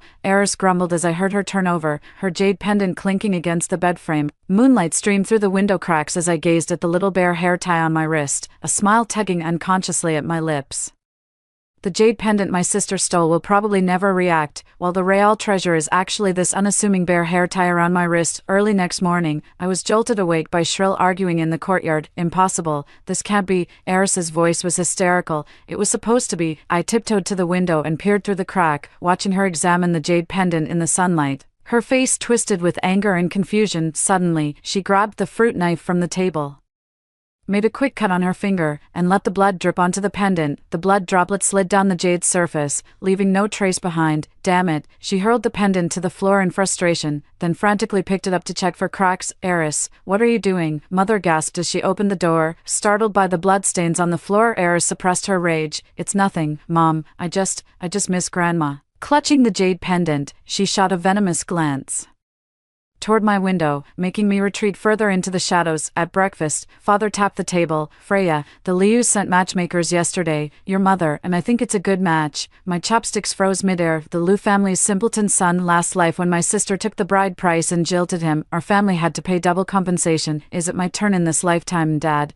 "I'm still too young." "What do you mean too young?" Mother cut me off. "The Lius are offering 80,000 in bride price, enough to buy your brother a small apartment in town." Eris chimed in, fanning the flames. "The Lius are such a good match." "Sure, their son's a bit, but that's nothing. Freya would live like a queen there." I kept my head down, shoveling rice to hide the ice in my eyes. In our past life when she fled the wedding, it was me who worked day and night doing handicrafts to repay her debts. This time around, she couldn't wait to throw me into the fire. "I'll think about it," I said softly. "No more thinking." Father slammed the table. "It's settled." After dinner, I slipped out under the pretense of visiting Grandma's grave. Kneeling on the freshly turned earth before Grandma's grave, I whispered, "I'll treasure the gift you gave me, Grandma." The hair tie around my wrist grew warm, as if answering me. On my way down the mountain, I heard panicked cries for help. Following the sound, I saw the village chief's daughter-in-law sprinting with a child in her arms. The boy's face was turning blue, his limbs convulsing. "My baby's been bitten by a venomous snake. Help!" the woman wailed as villagers gathered around helplessly. A page from the Sacred Spring Manual flashed through my mind, the chapter on antidotes. I rushed forward in 3 quick strides. "Let me see." The child, about 5 or 6 years old, had 2 tiny fang marks on his calf with darkening flesh around them. I pretended to examine the injury while secretly channeling a drop of healing spring water from my spatial storage onto the wound. "We need medicinal herbs." I looked up at Lady Bell. "I know of a detoxifying herb that grows in the back mountains." "There's no time. The town hospital is an hour away." Lady Bell sobbed, nearly fainting from distress. "Trust me," I said firmly, while covertly massaging the child's wound with the mystical spring water. Dark blood oozed slowly as the child's breathing steadied. Under the astonished gazes of the crowd, I continued, Lay him flat first, I'll gather herbs. I dashed to a secluded spot and swiftly harvested a handful of freshly sprouted antidote herbs from my dimensional space. Returning to the child, I chewed the herbs into a poultice for his wound, then secretly mixed in a few drops of spirit spring water for him to swallow. In less than 10 minutes, the child's complexion turned rosy and their eyes fluttered open. Miracle, gasped the surrounding villagers. Madame Belle threw her arms around me. Freya, you're our family's savior. She pulled out a wad of cash from her bag and pressed it into my hands. Please accept this token of our gratitude. Unable to refuse, I reluctantly accepted. I counted a full $5,000 in my past life. The first person I saved was a wealthy merchant from the city, but this time it's a village child. The feeling couldn't be more different. Since when did Freya know medicine? A villager asked curiously. My late grandmother taught me some folk remedies, I replied with a smile. Catching Eris standing at the crowd's edge in my peripheral vision, her expression unreadable. Back home, I hid most of the money and left only $500 on the table. Dad, Mom, this is a thank you gift from Madame Belle's family. Father's eyes lit up as he immediately grabbed the money and started counting. Eris leaned in. Freya, since when could you heal people? Grandma never taught us such things. You're always running around outside. Of course you wouldn't know, I replied calmly, deliberately showing the bare hair tie on my wrist. Grandma only taught me. Even this hair tie was specially left for me. Eris's pupils contracted as she reached for my hair tie. Let me see that. I dodged nimbly. Don't you already have your jade pendant, sis? Let me keep this cheap little trinket. Her face cycled through shades of pale before forcing a smile. Freya, I'll talk to Mom and Dad again about the Lu family matter for you. No need. I met her gaze squarely. I'll handle my own affairs. Just then, the sound of a car engine came from outside the courtyard gate. A straight-backed figure in military uniform stepped out of the jeep, scanning our yard. Excuse me, is this the Darren residence? The officer's voice was clear and commanding. Our entire family froze in surprise. My father was the first to react, jogging forward to greet him. Good day, officer, I'm Darren. How can I help you? I'm Ethan from the Military District Research Office. The officer showed his credentials. We're conducting folk customs research in the village, and locals recommended your elderly family members as experts on local traditions. His words trailed off as his gaze fell upon me, a flicker of barely perceptible shock flashing in his eyes. My heart nearly stopped. Ethan, the officer I was deeply in love with in my past life, but never got to marry. Why is he showing up here ahead of time? What chilled me to the bone was Eris swaying her hips as she stepped forward, extending her hand with a coquettish voice. Good day, Commander Ethan, I'm Eris. And this is my sister Freya. Our grandmother just passed, but we're quite familiar with local customs and would love to assist. She deliberately dangled the jade pendant in her hand, successfully catching Ethan's attention. I held my breath. Had he been reborn too, or was it? Ethan quickly regained his composure and politely shook hands with each of us. When his fingertips brushed against my palm, I distinctly felt him give my finger a subtle tug. Just like our secret signal during dates in our past life. Eris didn't notice this little gesture, busy showing off the unresponsive jade pendant. Officer Ethan, this heirloom from my grandmother is said to be 200 years old. I took a step back, watching Ethan's perfect poker face and Eris's dramatic performance, when suddenly everything clicked. In this rebirth game, the players might not be limited to just as sisters. In the pale dawnlight, I crouched by the dark soil in the space, carefully harvesting the fully grown antidote herbs. In just 3 days, those few seeds had flourished into lush medicinal bushes, their leaves still glistening with dew from the spirit spring. According to the ancient manual, these herbs should fetch a handsome price. I carefully arranged the medicinal plants in the prepared bamboo basket, then camouflaged them with ordinary weeds. As I exited the dimensional space, the bear-shaped hair tie around my wrist grew faintly warm, as if warning me to stay cautious. Ever since discovering this pocket dimension, I've sensed something peculiarly sentient about this hair accessory, more vividly alive than the jade pendant from my past life. The courtyard lay in perfect stillness, with all household members still deep in slumber. I slipped quietly out of the house and made my way to the town market. The morning market was already bustling with activity. I found an inconspicuous corner, spread out a rough cloth, arranged some antidote herbs, and used charcoal to scrawl specialized in snake bites and insect stings on a broken wooden board. Little girl, are these herbs genuine? A wrinkled old hunter squatted down, skeptically poking at my herbs. Try a bite of this leaf, I said confidently, handing him a plant. Bitter at first but sweet aftertaste. That's how you spot real antidote herbs. The old hunter chewed the leaf, his eyes lighting up. Genuine mountain harvest. How much? $3.50 a plant. That's steep. His eyes widened. I lowered my voice. This is a 30-year-old heritage variety, nearly extinct in these mountains now. Just 2 days ago, I used It to save Madame Belle's little treasure. The old hunter hesitated briefly before pulling out 2 crumpled bills. Give me 4 plants. My brother got bitten by a 100-pace viper last week, still hospitalized. Business was brisk. Over half my herbs sold shortly after opening. Just as I was counting my earnings, a shadow fell across my stall. I'll take all these herbs. The clear male voice made my heart skip a beat. Looking up, I met Ethan's hawk-like sharp eyes, though dressed casually today. His military bearing still shone through. Since when does Commander Ethan know about herbs? I forced composure while nervously twisting my hem. In our past life, we first met at the county hospital. He was hospitalized from training injuries while I was there selling mountain herbs. Back then, he didn't enter my life this early. Ethan crouched down, fingertips brushing the herb leaves. Purple-backed honeysuckle with reticulate venation, that's the hallmark of wild heritage varieties. He looked up, meeting my gaze directly. This strain was nearly extinct 20 years ago. Where did you gather these, miss? A cold sweat broke out down my spine. How could he know so much? In our past life, he was utterly clueless about medicinal herbs. There's a hidden valley in the back mountains, I fabricated casually while studying his expression closely. Grandmother took me there once. An inscrutable emotion flickered through Ethan's eyes as the corners of his mouth lifted slightly. Is that so? Perhaps the young lady could show me the way sometime. I've developed quite an interest in rare botanicals. Sure thing, I pretended to agree while hastily packing up, but I've got to head home now. Family matters to attend to. He pressed down on my bamboo basket. Didn't you promise to sell everything to me? Pulling 1,000 yuan bills from his wallet, he added, 1,000. Will this cover it? My eyes widened. These herbs were worth 300 at most in the market. What was he? That's too much. I pulled back 2 bills and handed them to him. 800 is plenty. Ethan suddenly grabbed my wrist, his fingers landing right on the bear-shaped hair tie. We both froze. A flicker of shock crossed his eyes before he calmly said, your hair tie? It's unusual. I jerked my hand away, my heart pounding like a drum. He felt it. He must have sensed the spring's mystical power. My grandmother left me these. I hastily wrapped the remaining herbs and shoved them at him. Payment settled. I'm off. I'd barely taken 3 steps when a familiar voice called from behind, Commander Ethan. What a coincidence. I didn't need to turn around to know it was Eris. She deliberately wore a fitted red top today, with her hair impeccably styled, clearly having put considerable effort into her appearance. Miss Freya. Ethan's voice was polite yet distant. I quickened my pace to leave, but could still hear Eris's affected laughter. So Commander Ethan fancies herbs. My foolish little sister dares to sell random weeds she picked, rounding the street corner. I finally exhaled in relief. Ethan's odd behavior unsettled me. The way he looked at me felt eerily familiar, as if we'd met before. Back home, I stashed the money I'd earned in a hidden compartment beneath my bed. This sum would tide me over in emergencies,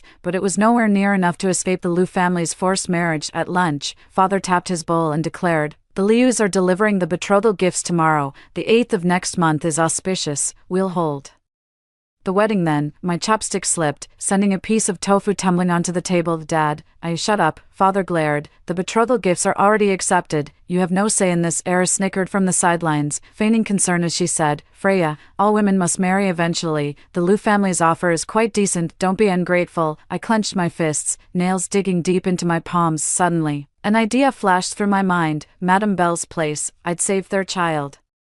Maybe, Dad. Mom, I'm going to Madame Belle's, I said, putting down my chopsticks and standing up. She mentioned yesterday she wanted to thank me with some gifts. At the word gifts, Father's expression softened slightly. Go ahead, but don't be long. Madame Belle's 2-story house was the most impressive building in the village. After I knocked and stated my purpose, Madame Belle warmly welcomed me inside. Freya, my little one has fully recovered. You're truly our family's savior. She took my hand and sat me down, then ordered the maid to bring some fruit. Madame Belle, I have an awkward request. I hesitated before continuing. My family accepted the betrothal gifts from the Liu family's simpleton son, and they're forcing me to marry him next month. Madame Belle's face darkened. What? That violent idiot from the Liu family? Have your parents lost their minds? I lowered my head, pretending to wipe tears. I wanted to work in town to repay the bride price, but my parents wouldn't allow it. Outrageous. Madame Belle slammed the table. Listen, I'll talk to your father. You'll work as our family physician with 3,000 monthly. As for the Lius, I'll have Uncle Maverick handle them. Secretly thrilled, I feigned greater distress. But Father's already taken their money. How much? 80,000. Right. Madame Belle waved her hand grandly.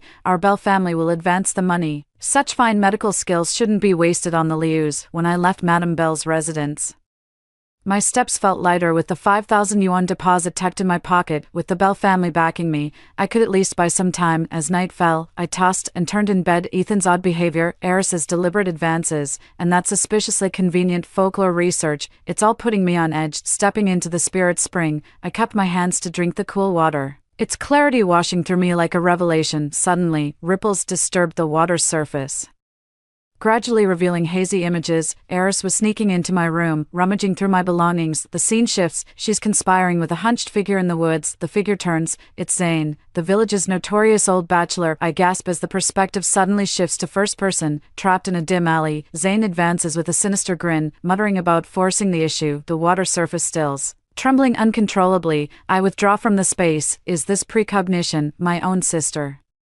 would stoop so low to harm me. Moonlight streamed through the window like water as I fingered the bear-shaped hair tie on my wrist, my resolve crystallizing. Since my sister has made the first move, I see no reason to hold back anymore. The next morning, I casually mentioned to Mother, "Mom, I dreamed of Grandma last night. She said this hair tie on my wrist is a family heirloom and I must keep it safe." "Nonsense," Mother frowned. "That's just some $2 trinket from a street stall." Eris was brushing her hair when her hand trembled at the words. Dropping the comb to the floor, she stared fixedly at my hair ribbon, her eyes glinting with greed and suspicion. "Sis, how's your jade pendant coming along?" I asked pointedly. "Grandma said in my dream that family heirlooms need sincere devotion to awaken their power." Eris turned pale as the jade pendant slipped from her fingers with a clatter onto the table. She hastily picked it up to inspect, only to discover a hairline crack on its surface.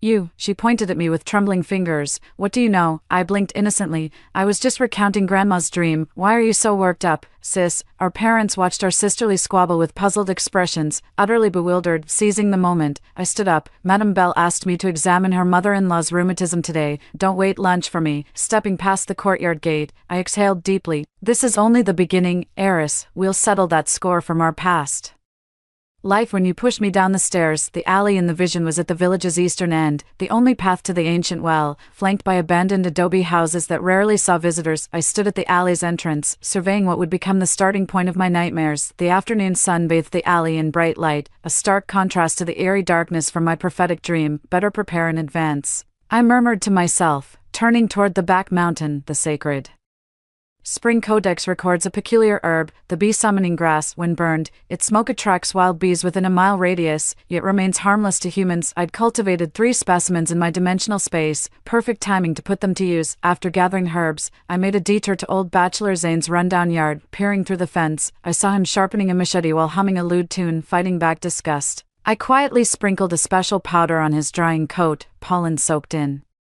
enchanted spring water that drives bees wild. With that done, I headed to Lady Bell's place. Madame Bell was hanging laundry in the courtyard when she spotted me and waved enthusiastically. "Perfect timing, Freya. I just made some white fungus soup." "Madame Bell, I need your help," I whispered. "Could you and Uncle Maverick pretend to pass by the old alley east of the village after sunset tonight? I'm afraid someone means to harm me." Madame Bell's face darkened instantly. "Who dares?" "Hard to say for now." I feigned hesitation. "Maybe Zane from the village. He's been eyeing me a lot lately, that old creep." Madame Bell's chest heaved with rage. "Don't worry, Uncle Maverick and I will definitely go. We'll bring some neighbors too. Let's see who dares lay a finger on you." After leaving Madame Bell's place, I visited a few other neighbor households we got along with, planting the same seeds of suspicion. Finally, I tucked some fireweed into the cracks of the old alley walls, making sure they'd dry out before sunset for easy ignition. All is set, just waiting for the fish to bite. At dinner, Eris was unusually attentive, constantly serving me dishes. "Freya, eat more, you've lost weight recently."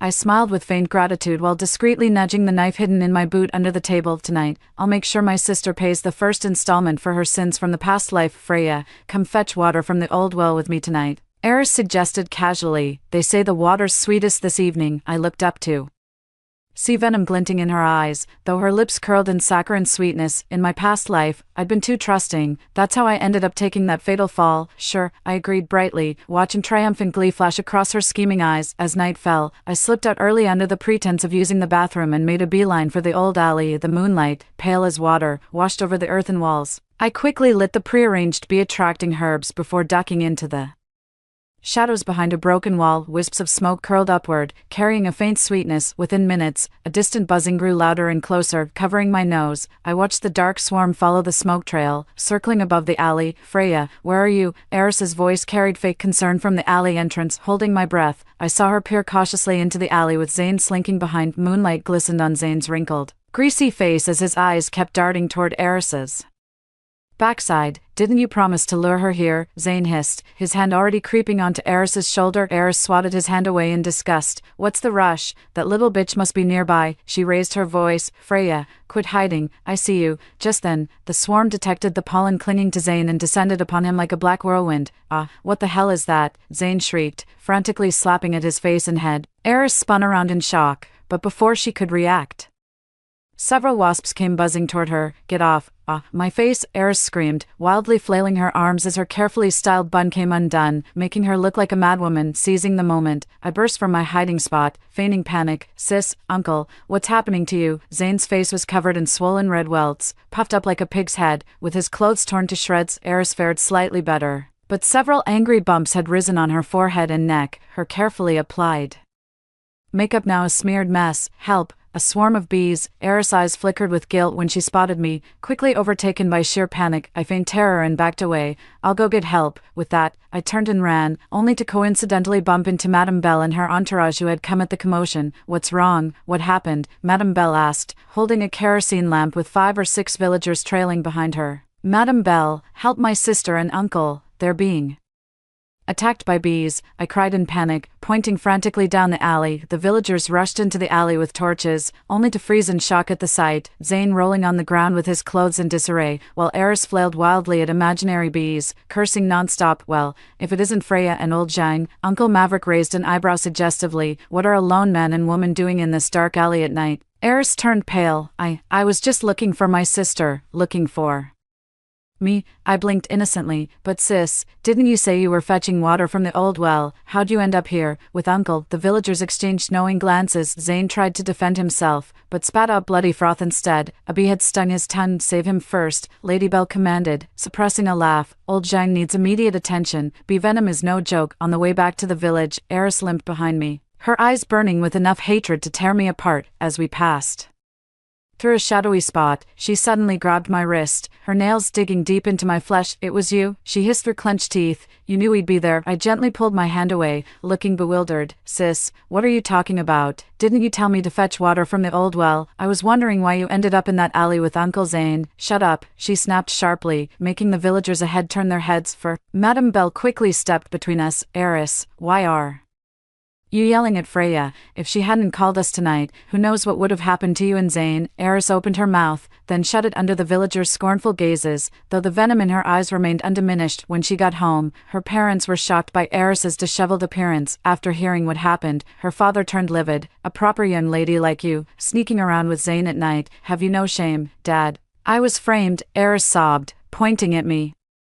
She set me up. Mother frowned. How did Freya set you up? Didn't you volunteer to fetch water yourself? I squeezed out 2 timely tears. Sis, I know you don't like me, but you can't falsely accuse me like this. That night, Eris was punished by kneeling before the ancestral tablets in reflection, while I lay in bed, stroking the bear-shaped hair tie on my wrist, feeling a dark thrill of vengeance. This is just the beginning, sister. By dawn the next day, the whole village was buzzing about Eris and Zane's scandalous affair. When I went to fetch water at the well, some village wives deliberately raised their voices. Heard Eris and old Zhang got caught in the alley last night. TSK, acting all prim and proper when she's into this sort of thing. Heard they got swarmed by bees too. Must have done something truly wicked to deserve that karma. I hurried past with my head down, but the satisfaction I'd imagined never came. My sister got me killed in my past life. This revenge was justified, so why do I feel so hollow? Freya, a deep male voice came from behind.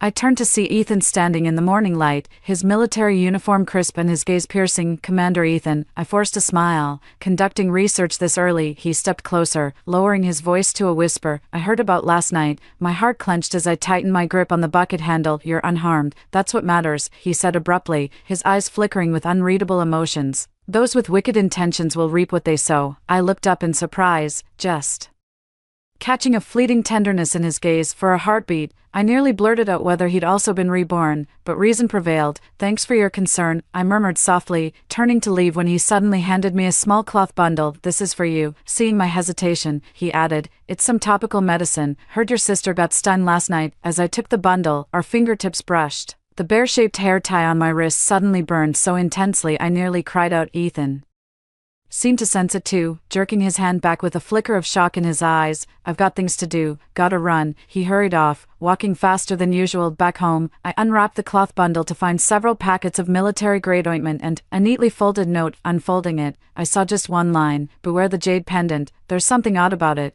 My heart skipped a beat. Ethan knows about the jade pendant, and he came to warn me himself. Does that mean, lost in thought, Eris suddenly burst through the door, her eyes swollen from what was clearly a night of crying. Her gaze immediately fell upon the ointment and note on the table. "What is this?" She snatched the note, her face paling as she read it. "Why would Commander Ethan write this to you? What's your relationship?" Calmly retrieving the note, I said, "He's just concerned about your sting injury." "Bullshit," she shrieked. "That's clearly a warning about the jade pendant." Suddenly grabbing my wrist, she glared at the bear hair tie. "Did you tell him something? What's the damn secret with this hair accessory?" "Sis, you're hurting me." I tried to pull away, but her grip only tightened. "Eris, have you lost your mind?" Mother rushed over upon hearing the commotion and snapped sharply. Eris released her grip, pointing at me while sobbing. "Mom, Freya's been seducing Commander Ethan, and she's spreading rumors about me and Zane having an affair." "She's nothing but trouble." Mother eyed us sisters suspiciously before sighing. "Freya, your sister's reputation is already tarnished, and this household is in turmoil. Perhaps you should stay at the old cottage by the village entrance for a few days, return when things settle down." My heart sank, yet I knew this was Eris's retaliation, but looking at it another way, moving out might actually make it easier for me to access the spirit spring space. "All right," I replied calmly, turning to pack my modest belongings. Eris stood smugly to the side, whispering, "Don't think you've won. I know there's something off about you. I'll uncover your secret sooner or later." I paused and met her gaze directly. "Sis, Grandma came to me in a dream. Remember, grasp all, lose all. Some things just aren't meant to be forced." Her face suddenly paled as the jade pendant she always clutched slipped from her grasp, hitting the floor with a sharp crack that left another fissure in its surface. Lugging my baggage out the door, I turned for one last look at the old house that had been my home for 20 years. This time, I won't be anyone's doormat, though dilapidated. The old house at the village entrance marked the beginning of my new life. The bear hair tie on my wrist felt warm, as if cheering me on. Taking a deep breath, I strode toward the new battlefield. The old house at the village entrance was more dilapidated than I'd imagined. The thatched roof was patchy, with cobwebs draping from the corners like sheer curtains. The first thing I did after putting down my luggage was to check if the doors and windows were secure. "At least it's better than being stuck in a room with Eris," I muttered to myself while sweeping the dust off the floor. After tidying up, I locked the door and couldn't wait to enter the spirit spring realm. After 3 days away, the herbs in the black soil had grown taller, but the spirit spring's water level had dropped slightly since my last visit. Kneeling by the spring, I noticed dark circles under my eyes reflected in the water's surface. "Has my precognition drained the spring's energy?" I whispered, as ripples formed like a response. The sacred spring tome flipped to a new page, revealing words: "To foresee fate defies heaven's will, spiritual energy must replenish the cost." I frowned, pondering the meaning behind these words. It seems precognition isn't limitless. Each activation drains energy from the spiritual spring. That explains why I've been feeling completely drained lately. I need to replenish my spiritual energy, I murmured, my gaze settling on a small vacant patch at the edge of the black soil. Ancient texts mention that cultivating rare plants and harvesting them can replenish the spiritual spring. In the following days, I spent my mornings running errands around town while dedicating my evenings to studying the Spirit Spring Manual. Through Madame Bell's connections, I secured a small stall at the county herb market specializing in rare medicinal plants cultivated from the Spirit Spring. The earnings far exceeded expectations. I'd nearly saved 10,000 yuan within 2 weeks. One evening, I was tending to a new batch of moonlight orchids within the cultivation space. This orchid species only exists in ancient manuscripts, having long gone extinct in reality. Its semi-transparent petals emit a subtle fragrance under moonlight, making them perfect for crafting premium perfumes. "Freya, are you home?" came Madame Bell's voice from outside the courtyard. I hastily withdrew from the space, brushed the dirt off my clothes, and went to open the door. Behind Madame Bell stood a middle-aged man in a tailored suit, clearly a city dweller. "This is Manager Ma from the county's perfume factory," Madame Bell introduced. "He insisted on meeting you after seeing the sachet you gave me." Manager Ma extended his hand enthusiastically. "Miss Freya, the spices in your sachet are extraordinary. Our factory would pay handsomely for the recipe. My heart skipped a beat, but I feigned hesitation. It's a family secret. Grandmother made me promise never to share it before she passed. Got it, Manager Ma said eagerly. Could you arrange regular spice deliveries? We're flexible on pricing, and so I signed my first commercial contract, agreeing to supply 2 gin of heirloom secret recipe spices monthly, with an upfront payment of 5,000 yuan. After seeing off Manager Ma, Madame Belle winked at me. Freya, you're about to strike it rich. I slipped a red envelope to Madame Belle, all thanks to your introduction. Madame Belle reluctantly accepted the red envelope before whispering, by the way, your sister's been hanging around that officer Ethan lately. The whole village is talking. My fingers twitched momentarily before I calmly replied, her affairs don't concern me. You'd better watch out. Madame Belle sighed. Yesterday at the village committee, I overheard her telling the chief you'd been possessed by evil spirits. That's how you suddenly knew medicine. After seeing Madame Belle out, I stood dazed. In the courtyard, Eris just won't give up. She's determined to ruin my reputation completely. The night breeze carried a hint of chill. I fiddled with the bear-shaped hair tie on my wrist, pondering my next move. Early the next morning, I deliberately went to fetch water when the well was busiest with villagers. The village wives were gossiping about Eris and Ethan's scandal when they saw me approaching and immediately swarmed around. Freya, I heard you can ward off evil spirits. My little bow keeps crying at night, Miss Freya. This back pain of mine, I smiled and responded, seizing the moment to announce loudly, Aunties, these skills of mine were taught by Grandma in a dream. She said our village will face flash floods this year and told me to warn everyone to prepare. The crowd fell silent instantly, when an old man scoffed, what nonsense is this little girl spouting? There's no flood coming in this dry season. Without arguing, I simply said mysteriously, Grandma said if we see dark clouds covering the western mountains like a lid at sunset 3 days from now, that'll be the sign. 5. On the evening of the 3rd day, just as I'd predicted, an unusually dark cloud gathered over the western peak, shaped like an upside-down cauldron. The villagers grew restless and came running to ask me for details. Granny said the families in the low-lying area need to evacuate temporarily. I pointed toward the west end of the village, especially Uncle Leo, Aunt Wang, and Old Zhao's households. They're in the most danger. Most villagers were skeptical, but the 3 families I'd named, having witnessed my uncanny accuracy before, reluctantly packed their valuables and moved in with relatives. At midnight, torrential rains triggered a devastating flash flood. The floodwaters demolished 5 houses at the village's west end, including the homes of Uncle Leo's family and the other 2 households. Thanks to the early evacuation, there were no casualties. At daybreak, I was awakened by the clamor of villagers. When I opened the door, the courtyard was surrounded by a crowd, with several elders at the forefront kneeling at the sight of me. Freya is truly a living goddess. Thank God you warned us, or my whole family would have been gone. From now on, we'll believe whatever you say. I quickly helped the elderly up, yet felt no joy in my heart. Using precognition to save lives is noble, but each time drains the spirit. Spring noticeably. When I checked this morning, the spring had already dwindled to half its volume. Behind the crowd, I caught a glimpse of Eris' contorted face and Ethan's pensive expression. Eris glared at me with gritted teeth, while Ethan, his gaze was too complex for me to decipher. After the villagers dispersed, Ethan remained. Freya, may I have a word? His uniform was impeccably pressed, his tone formal, yet his eyes held that familiar warmth I knew so well. I ushered him inside and poured a cup of coarse tea. As he took the teacup, his fingers brushed against mine, intentionally or not, sending an electric jolt that nearly made me drop it. Your grandmother's dream was remarkably accurate. He cut straight to the chase, eyes glinting with intrigue, almost too accurate to be just a dream. My heart raced as I forced composure. You don't believe in these things, do you, Commander Ethan? I believe in facts. He set down the teacup, voice dropping to a whisper. Like the fact of reincarnation, my teacup clattered to the floor, scalding water soaking through my trouser leg. Could it be? Was he really what I suspected? Ethan bent to pick up the teacup, whispering in my ear, don't worry, I'm just like you. I remember everything from our past life. My whole body trembled, whether from fear or excitement, I couldn't tell. Just like in our past life, Ethan always leaned close when speaking, his warm breath brushing against my neck. Prove it to me, I demanded, steadying my voice as I met his gaze. Ethan reached into his military jacket and pulled out a small notebook, flipping to a page before handing it to me. A single line was written there, Pearl Hotel rooftop, moonlight and promises. My eyes instantly welled up with tears. That was where he'd proposed to me in our past life, whispering, by the moonlight I vow, in this life and the next, you're the only one, Freya. He reached out to wipe my tears, but suddenly recoiled just before touching my cheek, his expression shifting abruptly. Someone's coming. The courtyard gate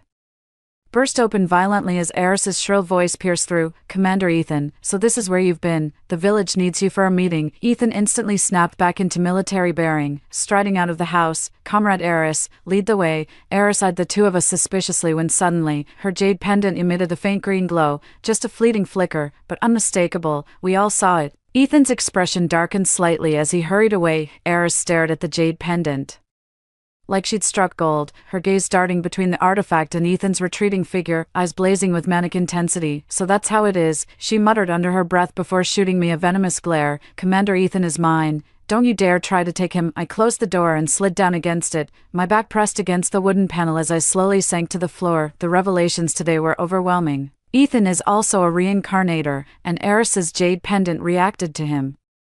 The bare hair tie on my wrist suddenly burned hot. When I entered the dimensional space to check, my heart sank. The spirit spring's water level had dropped again, and this time, a patch of grayish-white area appeared at the edge of the black soil, as if contaminated by something. The ancient tome flipped open on its own, revealing a warning. "The cursed jade awakens, the spirit spring falters, twin forces clash. Proceed with utmost caution." The cursed jade. Does it mean Eris's pendant? I reached to touch the text, but it dissolved, replaced by a hazy vision. Ethan lying bloodied in some dark void, a dagger buried in his chest. I jerked out of the vision, my back drenched in cold sweat. Was that a glimpse of the future? Is Ethan in danger? As I stood there unsettled, the courtyard gate rattled again. It was Lady Belle, her face deathly pale. "Freya, hurry, Commander Ethan's comrade got injured during mountain drills. He's bleeding badly and the town clinic's too far." Without a second thought, I grabbed the medical kit and followed Lady Belle.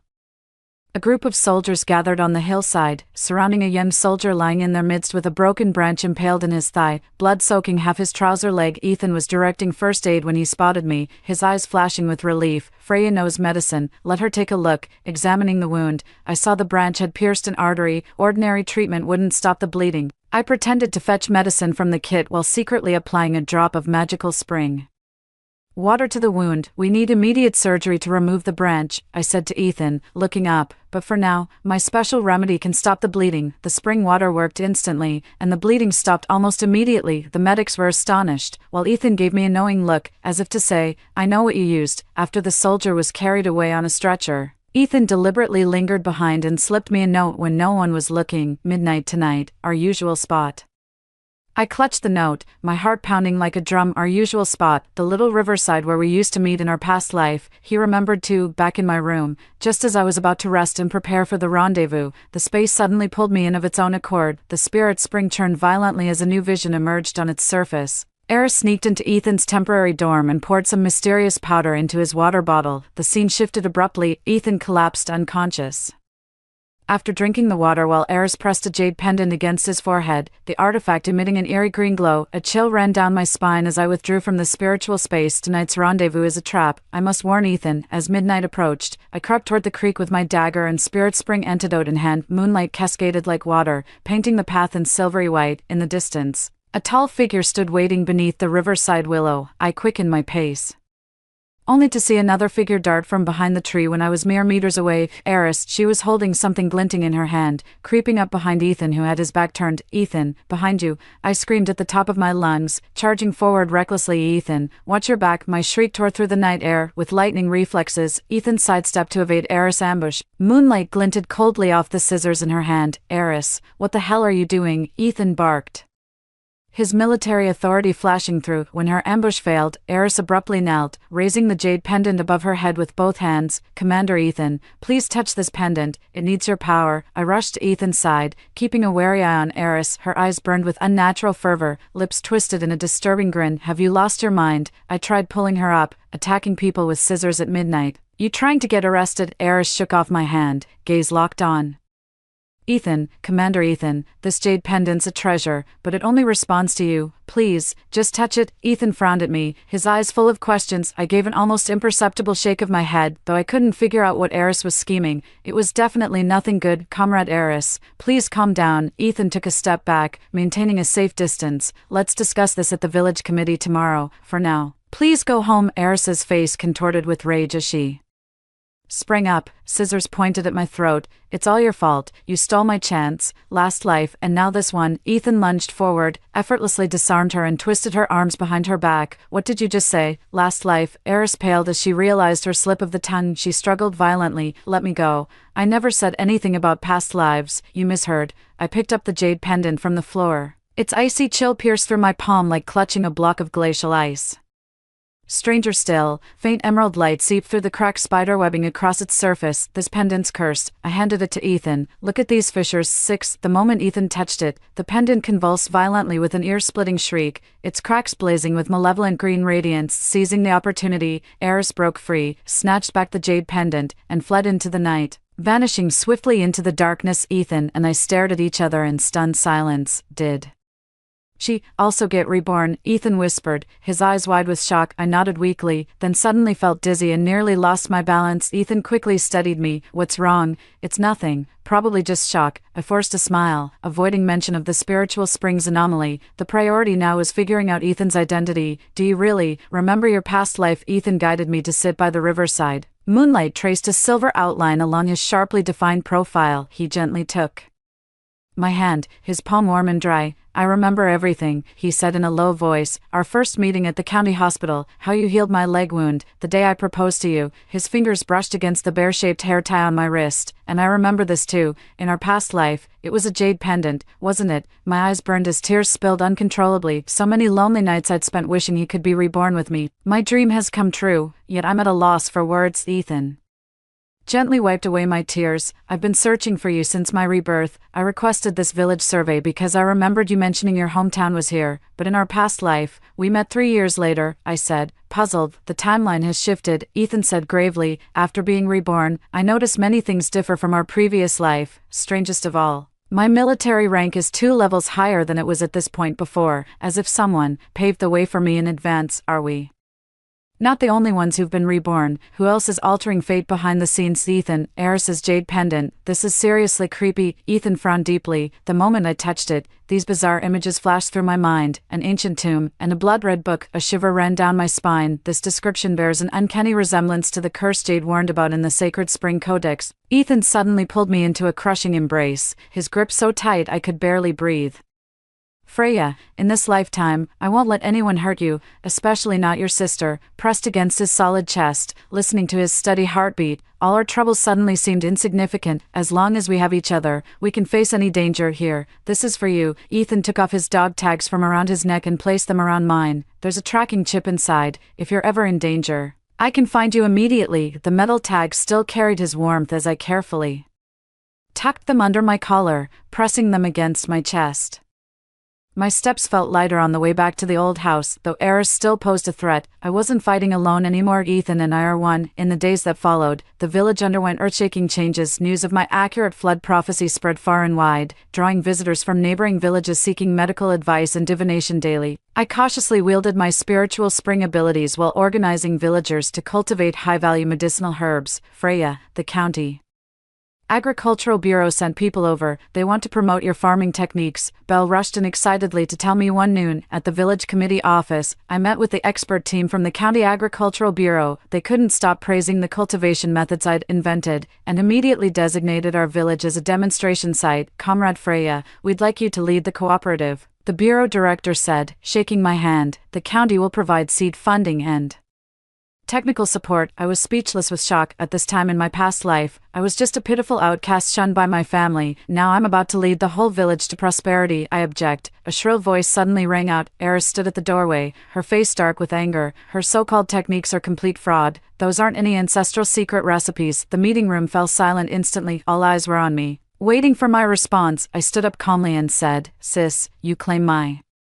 techniques are fraudulent, then why do my herbs outshine others in quality? Why do they command premium prices? Because you're using dark magic, Eris shrieked hysterically. Grandma told me before she died, you're possessed by evil spirits. The villagers stirred uneasily, some wearing expressions of terror. I was about to retort when a composed male voice came from behind. I can attest that Comrade Freya's techniques are entirely scientific. Ethan strode into the conference room, his Military uniform impeccably pressed, radiating authority, an elderly man with silver hair followed closely behind him. This is Professor Samuel from the Provincial Academy of Agricultural Sciences, specializing in traditional farming techniques, Ethan introduced. He analyzed Freya's cultivation methods and found them to be an innovative blend of ancient wisdom and modern science. Professor Samuel nodded with a smile. Comrade Freya has revived many nearly lost ancient cultivation techniques.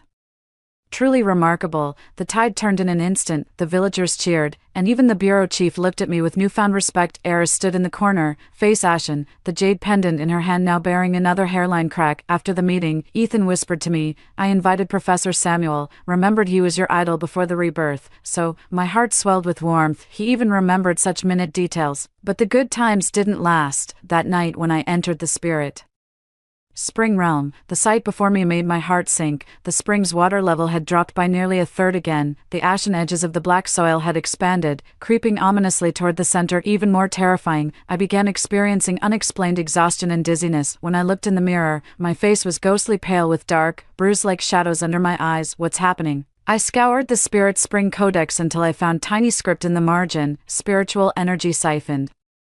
Core damaged, if not stopped, host perishes. I gasped in shock. Someone's stealing energy from my spirit spring, connecting Eris's airy jade pendant with her strange behavior. The answer became glaringly obvious. The next morning, I dragged my weakened body to find Ethan, only to be struck by excruciating pain halfway there. My vision darkened as I clutched a roadside tree, when suddenly I saw a vision. Eris kneeling in her backyard, slicing her palm to drip blood onto the jade pendant. The pendant greedily absorbed the blood, its cracks pulsing with increasingly intense emerald light. As the vision faded, I was drenched in cold sweat. This was an automatic warning triggered by my precognition. Eris is activating the jade pendant with blood sacrifice. It's draining my spiritual spring energy. I must stop her, or I'll be drained of spiritual power before she even strikes. But how to stop her? Direct confrontation is too risky, especially now that she's wielding that eerie power, just as I was pondering. My phone rang, a text from Ethan, emergency mission away for 3 days, keep your dog tags on, be careful with the jade pendant. Clutching the phone, I felt both disappointment and relief. Heartbroken he couldn't be by my side in crisis, yet relieved he's spared from confronting the supernatural peril. Returning to the old house, I mustered my strength to enter the spirit spring realm, seeking ways to counter the jade pendant's power. The realm's condition had deteriorated further. The spring nearly dried up, 2/3 of the black soil turned ashen, even the ancient tome's glow had dimmed significantly. Kneeling in despair by the spring, I suddenly noticed the tome had turned to a completely new page. The drawing depicts 2 interlinked circles, one vibrant emerald, the other ashen and parched. A slender crimson thread connects the 2 spheres. Beneath the image reads a faint inscription, Twin Realms, Light and Dark. Sever the tether, evil falters. Suddenly, it all made sense. So Eris' jade pendant also contains a realm, a twin dimension to my spirit spring space. She's using blood rituals to awaken the cursed jade's power, siphoning my spiritual energy. I must sever the connection between these 2 realms. But how? The ancient texts offer no solution. After exiting the void, I collapsed onto the bed, too weak to even lift a finger. The sunlight outside looked warm, yet I shivered with bone-deep chill. Is this what happens when psychic energy gets drained? Through the haze of exhaustion, I heard the courtyard gate creak open, forcing my eyelids open. I saw Eris standing by the bed wearing a triumphant smile. Sister, how did you get so sick? She asked with faint concern, twirling that jade pendant glowing emerald in her fingers. Shall I call a doctor for you? I tried to scream, but no sound came out. Tried to move, but felt bound by invisible ropes. I could only watch helplessly as she leaned down and whispered in my ear, Don't worry, the pain will be over soon. After you die, your precious treasure and Commander Ethan will be mine. I tried to resist, but couldn't move a single finger. My eyelids felt like lead weights, forced to close slowly. The last thing I saw was Eris' triumphant, twisted grin and the jade pendant glowing violently green in her hand. Just before consciousness faded into darkness, the bear-shaped hair tie on my wrist suddenly burned scalding hot, nearly searing my skin. A surge of warmth flowed from the hair tie through my body, momentarily dispelling some of the chilling cold.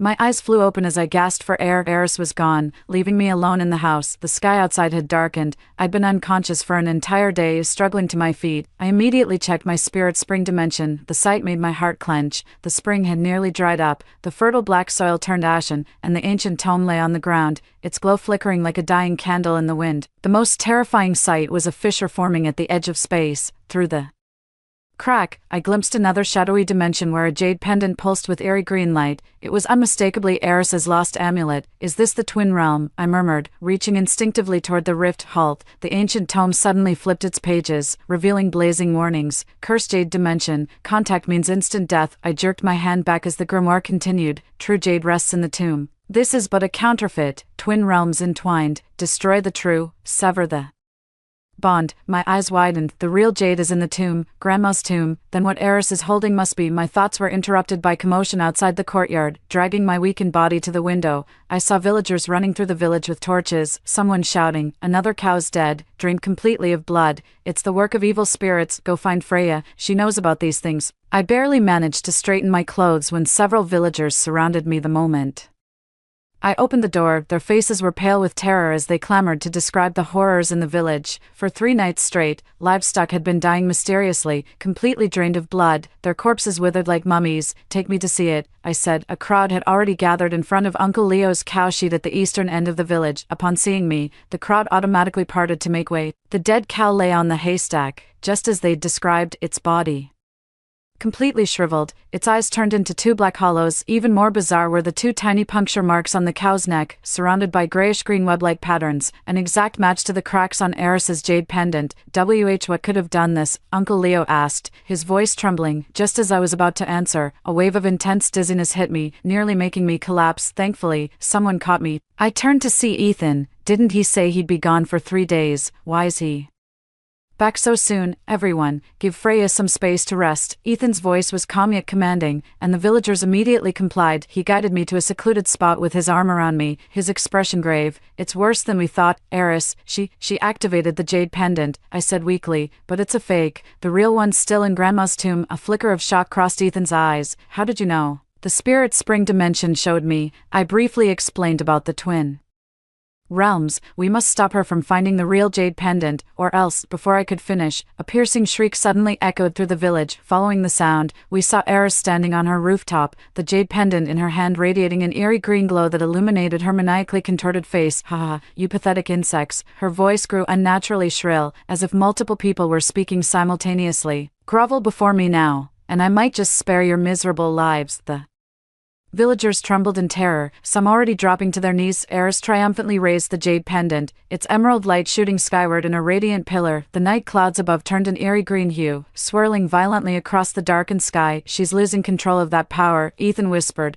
"I'll stop her. You go to Grandma's grave, keep the real jade pendant safe." "But you," Ethan kissed my forehead. The sudden intimacy caught me off guard. "Trust me, I've got specialized gear."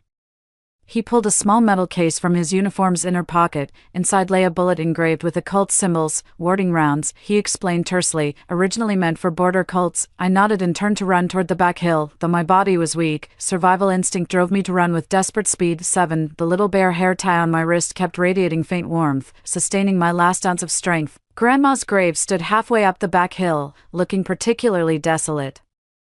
Under the moonlight, as I approached, my breath caught in my throat. The grave had been dug open, the coffin lid lay cast aside, my grandmother's remains exposed to the moonlight. Trembling, I moved closer and gasped. Her hands were folded over her chest, clutching something beneath them. Gently lifting her cold hands, I found a jade pendant identical to the one in my memories, except this one was flawless white, without a single crack. "This is the real one." I carefully picked up the jade pendant. The moment it touched my skin, a warm energy surged through my body, momentarily dispelling the weakness. Just then, footsteps echoed from behind me. I turned to see Eris standing at the tomb's edge, her clothes tattered, eyes glowing green, the cracks on her counterfeit jade pendant now spiderwebbing across its surface as if it might shatter any second. "So it was here after all," she sneered. "Hand over the true jade, over my dead body." I clutched the jade pendant to my chest. "Look at yourself, see what that dark energy has done to you." Eris glanced down. Faint emerald light pulsed beneath her skin like writhing insects, but she only laughed wildly. "So what? This power makes me stronger than ever." She leaped into the grave and lunged at me. I barely dodged, but my weakened body still got knocked to the ground by her impact. The genuine jade pendant slipped from my grasp and landed beside Grandma's remains. Eris pounced toward the pendant, only to let out a piercing shriek as it suddenly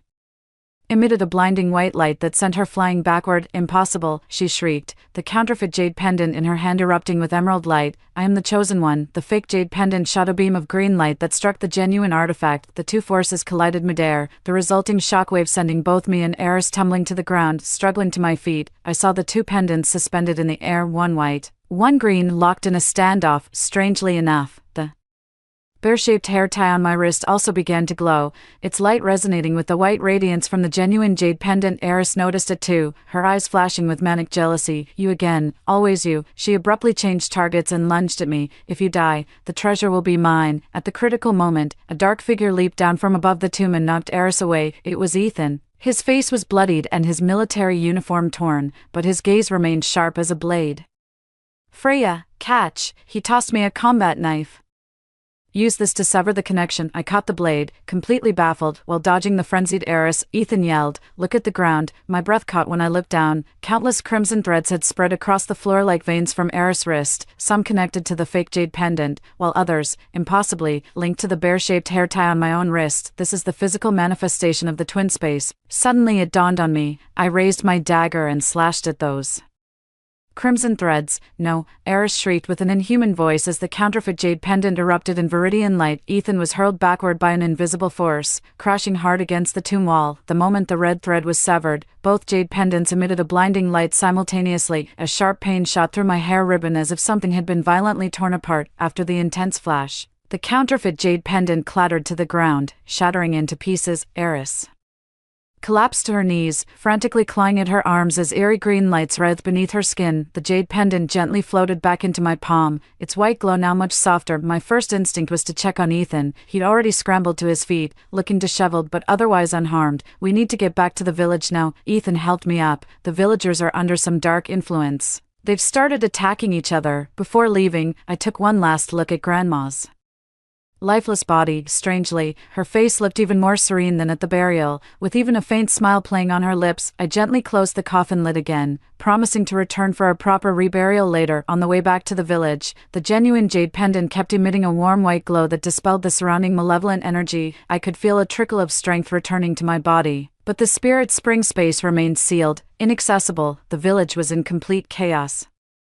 Villagers tainted by dark energy wandered like zombies, attacking anyone in sight. Ethan shielded me from several attacks as we retreated toward the old house. "The military's sending reinforcements," Ethan whispered, "but they won't arrive until morning. We just need to hold out tonight." Ethan's military communicator buzzed the moment we stepped into the old house. His face darkened as he took the call. "What's wrong?" I asked. "Commands were calling me immediately." He clenched his fists. "Priority mission." My heart sank to the depths. At this most perilous moment, the only person who could protect me is about to leave. Ethan saw my fear and grasped my hand. "I won't abandon you, but orders are absolute. Go." I choked back tears. "I have the jade pendant to protect me." Ethan hesitated for a moment before suddenly removing a necklace from his neck, an ancient copper coin dangling from it. "This is my family heirloom, a talisman to ward off evil. Keep it with you." The moment he fastened the necklace around my neck, the communicator buzzed again. This time, the alert was more urgent. With a resigned sigh, Ethan quickly kissed my forehead. "Lock all doors and windows. Don't open for anyone. Military reinforcements arrive at dawn." After watching Ethan leave, I secured every entrance and drew the curtains shut. The genuine jade pendant lay on the table, emitting a steady white glow.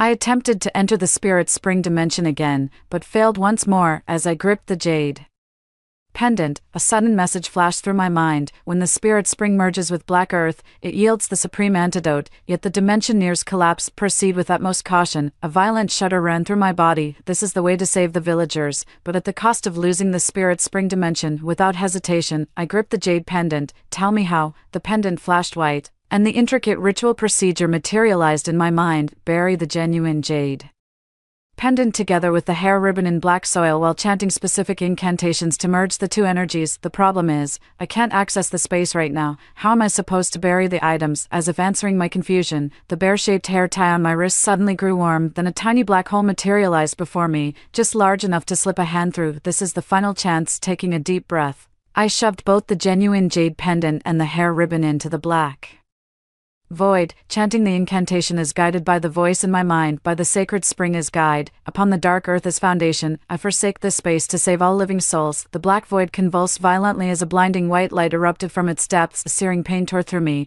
as if a piece of my very soul had been ripped away. As the light faded, the black hole vanished, the bear-shaped hair tie on my wrist disappeared too, replaced by a small vial of glistening liquid on the table. The legendary antidote, the spirit spring space, was gone forever. A wave of emptiness and loss washed over me, but I quickly steeled myself. Trading space for hundreds of lives is worth it. Outside the window, the villagers' wails grew closer. I tightened my grip on the life-saving potion, bracing for the final darkness before dawn. At the break of dawn, I clutched the antidote and peered through the window crack to survey the scene outside. The villagers still wandered about, but their movements were far slower than last night, like wind-up toys running out of tension. After the jade pendant merged with the hair ribbon, I lost my spiritual spring space, yet a warm current began flowing through my meridians. When I tried channeling this energy to my fingertips, a faint white glow actually appeared. Is this the power of the true jade pendant? I murmured to myself while gently pushing open the door. It was the neighbor's wife who spotted me first, her head turned mechanically, eyes clouded and vacant, lips twisted in an eerie smile. Freya, Madame Eris wants you. Madame Eris. A chill ran down my spine. Nate, since when did Eris start calling herself an immortal? The aunt lunged at me suddenly, her bony fingers clawing at my face like talons. I sidestepped and lightly tapped her forehead in one fluid motion. A flash of white light burst from my fingertip, making her shudder as the haze in her eyes slowly cleared. What happened to me? She looked around dazedly, then gasped in horror at the sight of the other villagers, covering her mouth. Dear heavens, Auntie, go home and lock the door. Don't open it for anyone, I whispered before moving on. With each mind-controlled villager I encountered, I touched their forehead with the white light from my fingertips. Most snapped out of it immediately, but a few with particularly strong dark energy required extra effort. I came to a halt when I reached the village center. Eris, no, the demon now possessed by the cursed jade, stood atop the well platform, gazing down upon the entire village. Her robes had turned an eerie dark green, with faint emerald light pulsing beneath her distorted, inhuman visage. Dozens of villagers knelt below the well, mechanically chanting, "Hail the divine sister Eris, hail the divine sister Eris, little sister, you've finally come." Eris's voice echoed with multiple overlapping tones, as if several people spoke simultaneously. Behold my devoted followers, such piety. I clenched the medicine bottle. Eris, wake up, that jade pendant is consuming your life.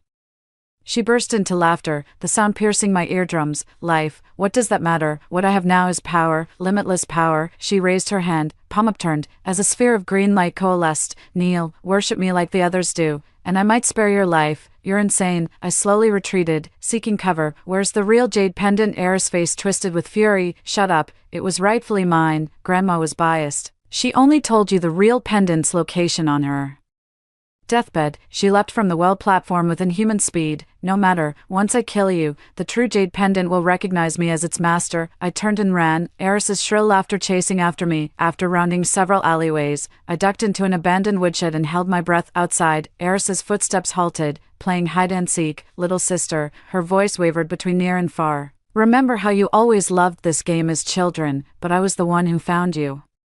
Every time, and this time won't be any different. The woodshed door burst open by an unseen force, revealing Eris framed in the doorway with her eyes blazing emerald green. With a mere gesture, an invisible hand seized my throat and lifted me clean off the ground. Found you, she sneered, tightening her grip with malicious delight. Thrashing desperately, I fumbled the medicine bottle from my pocket and hurled it at her with all my strength. The bottle traced an arc through the air, striking her squarely between the eyes. Ack, Eris shrieked, releasing her grip on me. The potion splashed across her face, sending up plumes of white smoke. She clawed frantically at her face as the emerald glow beneath her skin pulsed violently. I seized the chance to scramble up and run, but within steps found myself surrounded by mind-controlled villagers. They advanced with blank expressions, their eyes flickering with the same eerie green glow as Eris's. Seize her, Eris shrieked from behind. I'll carve out her heart with my own hands. The villagers swarmed forward in unison. I darted through the crowd, taking down a few with the white light from my fingertips, but more kept closing in. Just as I was about to collapse, a dark figure dropped from above and swiftly took out a circle of villagers with precise moves. Ethan, I cried out in joyful surprise. He was clad in full combat gear, face painted with camouflage, his eyes burning with that familiar determination. Freya, follow me. Ethan pulled me through the encirclement and ducked into a hidden alleyway. Behind us, Eris's shriek echoed through the village. Find them, bring them to me. We took shelter in a cellar. After ensuring our safety, Ethan immediately checked my injuries. Are you hurt? I'm fine. I grabbed his hand. Why did you come back? Weren't you on a critical mission? This is the mission site, Ethan whispered. Military sensors detected abnormal magnetic fluctuations. They dispatched our special paranormal unit to investigate. He unclipped a device from his belt, its display showing violent oscillations. These readings, they've reached catastrophic levels. After I briefly explained about Eris and the jade pendant, Ethan's expression darkened. We need to subdue her immediately. If this dark energy spreads to nearby towns, the consequences would be unthinkable. I have a plan, I said. The true pendant's power still flows through me. If I can make physical contact with Eris, I might be able to purify the corruption within her. Ethan shook his head. It's too dangerous. She's completely under the Dark Jade's control. She's not your sister anymore. No, she's still fighting. I recalled Eris' earlier words. She said Grandma only told me the location of the real jade pendant, but the truth is, I found it in the tomb. Grandma never told anyone. Ethan's eyes lit up. You mean, the Dark Jade is altering her memories, fueling her hatred for me? I clenched my fist. The real Eris is still in there. I have to save her. Ethan pondered for a moment before suddenly pulling a metal case from his backpack. Use this. It's a military-grade psionic suppressor, can temporarily block the Dark Jade's power, but we only get one shot, and it has to be point-blank range. We hatched a simple plan. Ethan would create a diversion outside to draw Eris' attention while I moved in close to use the suppressor. Be careful. Ethan pulled me into a tight embrace before we set out. Don't leave me again this time.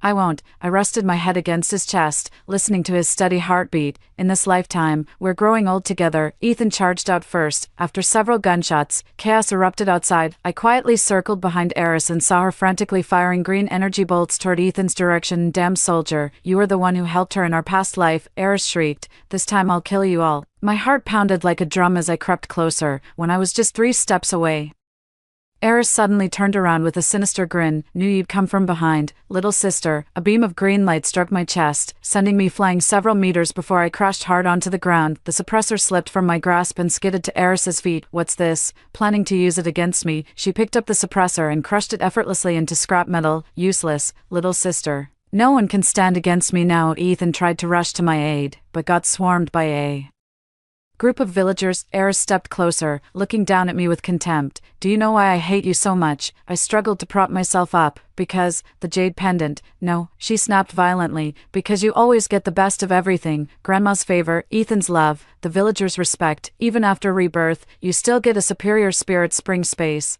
Her voice returned to its natural tone as the green glow in her eyes dimmed momentarily. Why are you always the lucky one? Staring at her contorted face, the truth suddenly dawned on me. You're wrong, sis. Grandma loved you just as much. You just never saw it. Lies. Eris raised her hand to strike again, then froze mid-motion. The emerald glow beneath her skin pulsed violently as hairline fractures spiderwebbed across her face. She doubled over in agony. Not now. I realized the cursed jade was backfiring. This was my chance. Gritting through the pain, I lunged at Eris, pressing my palms against her temples as I channeled every last shred of white energy into her.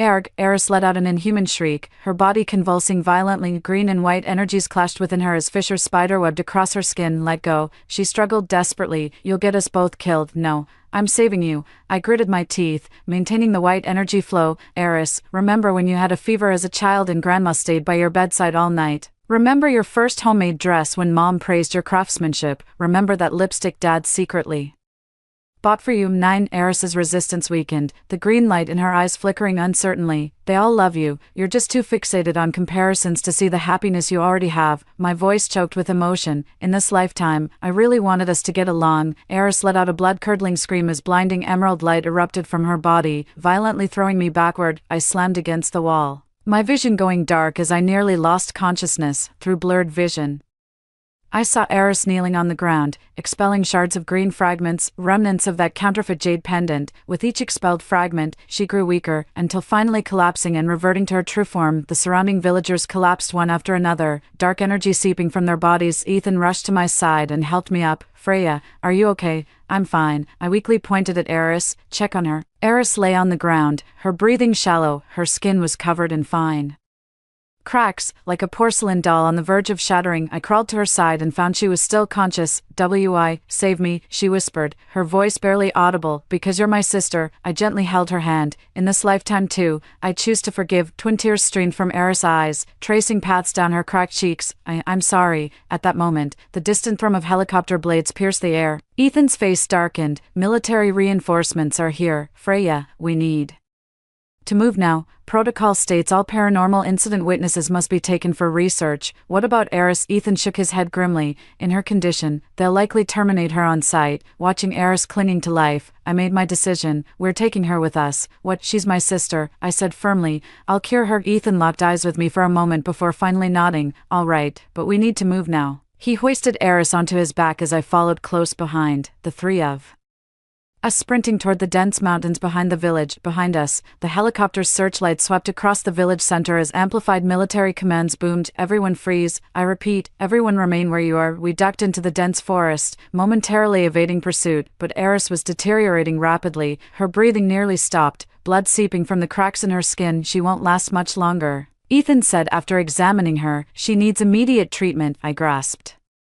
Eris's hand, channeling the last remnants of white light from within me into her body. The cracks stopped spreading, but showed no signs of healing. Not enough, I gasped. Need more power. Ethan suddenly remembered something and pulled an amulet from his collar. Try this, it's been passed down in my family, said to have healing properties. The amulet was an ancient copper coin engraved with strange runes. The moment I placed it on Eris's chest, the bronze coin emitted a faint golden glow. The cracks on Eris's body began healing slowly, and her breathing steadied. It's working, I exclaimed in delight. Ethan's expression turned grave. But this is only a temporary fix. To fully heal her, we'll need stronger purification power. As I gazed deeper into the mountains, a thought suddenly struck me. I know where to go. Grandma's grave. The true jade pendant's power originates there. Perhaps we have no other choice. Under cover of darkness, we set out for Grandma's burial site. Eris's life, the villagers' safety, and the future between Ethan and me all hinge on this last hope. The mountain path glowed eerily pale under the moonlight. Ethan carried the barely conscious Eris on his back as I followed close behind, the three of us struggling through the dense forest. Indiana, the distance behind us. Military searchlights occasionally swept across the treetops, with intermittent barks and radio static fading in and out.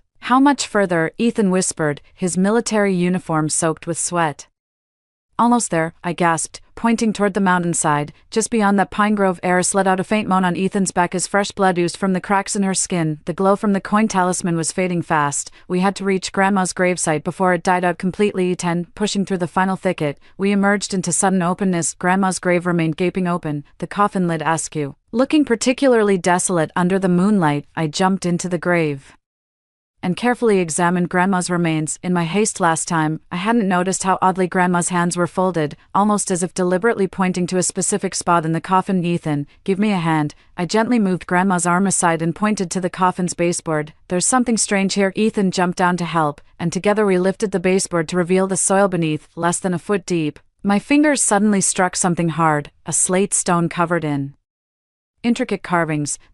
Ethan brushed away the dirt, exposing a recess at the center of the stone. Its shape matched the jade pendant perfectly. It suddenly dawned on me. Grandma didn't place the real jade pendant here by accident. I carefully pulled out the now lusterless pendant from my robe and fitted it into the recess. A perfect fit. In an instant, the runes on the stone slab lit up one by one, emitting a soft azure glow. The entire tomb began to tremble slightly as the earth beneath the coffin gradually sank, revealing a narrow staircase leading into the darkness below, an underground chamber. Ethan raised his eyebrows in surprise. Just who is your grandmother? I don't know. I was equally shocked. She never mentioned it. Eris suddenly started coughing violently, blood trickling from the corner of her mouth. There was no time to hesitate. Ethan hoisted her onto his back again while I led the way with the glowing stone tablet, the three of us descending the staircase. At the bottom of the stairs lay a circular stone chamber, its walls covered in ancient carvings. At the center stood a small altar, upon which rested a book with a bronze cover, an exact replica of the Sacred Spring Codex. Is this the original Sacred Spring Codex? I approached the altar, and as my fingers brushed the bronze cover, the entire stone chamber illuminated. The murals on the walls began to flow, recounting an ancient tale. A millennium ago, twin sisters discovered a mystical spring. The elder sister, consumed by greed, sought to hoard its waters for herself, while the younger selflessly wished to share it. In their conflict, the spring split in two. The elder claimed a corrupted, tainted spring, while the younger guarded the pure, sacred waters. After their deaths, their powers were sealed within two jade pendants, passed down through generations of guardians. So the sacred spring and the cursed jade share the same origin, I murmured to myself. Was Grandma the guardian of this generation? Ethan placed Eris beside the altar. The mural says only a pure heart can harness the spring's power. Freya, perhaps you can save her. I knelt beside Eris, grasping her ice-cold hand. Cracks had spread across her entire body, making her look like a porcelain doll that might shatter at the slightest touch. How? The spirit spring's realm has already vanished. The bronze tome suddenly flipped open on its own, landing on a specific page. The illustration showed one person placing a hand on another's chest, with two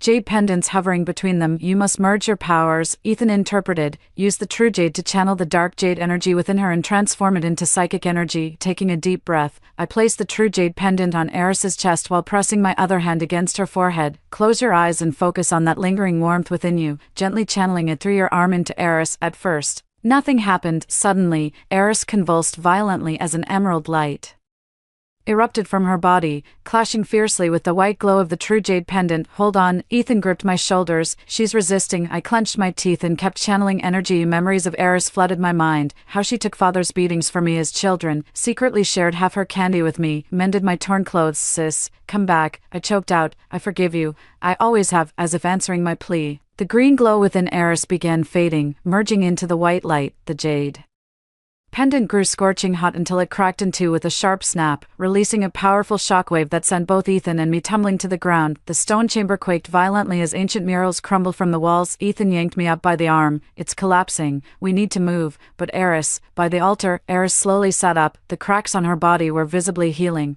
and the green glow in her eyes had completely faded, revealing her original brown irises. Freya, she called weakly, her voice carrying long-lost warmth. I rushed over and embraced her. Let's go. The three of them stumbled up the steps, barely escaping the tomb before the staircase collapsed behind them with a thunderous crash. Grandma's coffin sank into the earth as the tomb sealed itself shut, leaving no trace of what had transpired. The eastern sky was turning pale, heralding the dawn of a new day. Eris leaned weakly but lucidly against my shoulder, silent tears streaming down as she whispered, Why did you save me? I gently wiped away her tears. Because you're my sister. The village at the foot of the mountain slowly came to life. As the dark jade's power faded, the mind-controlled villagers returned to normal. Military helicopters still circled overhead. Though the manhunt had ceased, Ethan's communicator suddenly beeped. His tense expression softened as he answered, Stand down. Order from command. All anomalies have dissipated. Turning to Eris, he added, Your warrant's been revoked too. The military now considers you a victim, not the mastermind. Eris lowered her head. I did commit all those wrongdoings. There's always room for redemption. Ethan patted her shoulder. First, let's get you somewhere safe to rest. 3 months later, peace returned to the village. Eris had mostly recovered, though faint markings still lingered on her skin like silent reminders. She voluntarily apologized to the entire village and compensated the affected families with her personal savings. Ethan and I held our wedding in spring, simple yet heartwarming, with the whole village coming to bless us. To everyone's surprise, Eris gifted a hand-embroidered wedding canopy featuring mandarin ducks with entwined necks and twin lotus flowers. I don't ask for your forgiveness, she said with lowered head, just wanted you to know I've changed. I accepted the canopy and embraced her. We'll never share the closeness of ordinary sisters, but at least the chain of hatred between us has been broken. After getting married, Ethan and I started an organic farm in the village. Using ancient cultivation techniques from the Lincoln manual, we grew thriving crops without chemical fertilizers or pesticides. The farm quickly became a model for the entire county, even attracting inspection visits from provincial officials. Eris moved to the county town and got a job at a garment factory. I heard she's quite skilled with her hands and has already been promoted to team leader. Every holiday, she'd send gifts. Sometimes a piece of clothing, other times a pair of handmade shoes. As for the spirit spring space, it's truly gone forever, but curiously, whenever I focus on tending crops, a warm glow occasionally flickers at my fingertips, making the plants grow exceptionally lush. Ethan says that's the light within me, more precious than any external power. We renovated Grandma's gravesite and planted her favorite gardenias. Sometimes at dawn, I'd see dewdrops clinging to the petals like sacred spring water. Standing on the farm's high ground, gazing at the lush fields and distant rolling hills, I tightened my grip on Ethan's hand. In this lifetime, we've finally grasped happiness. The once hate-filled Freya, like the spirit spring realm, has now faded into the past. The end.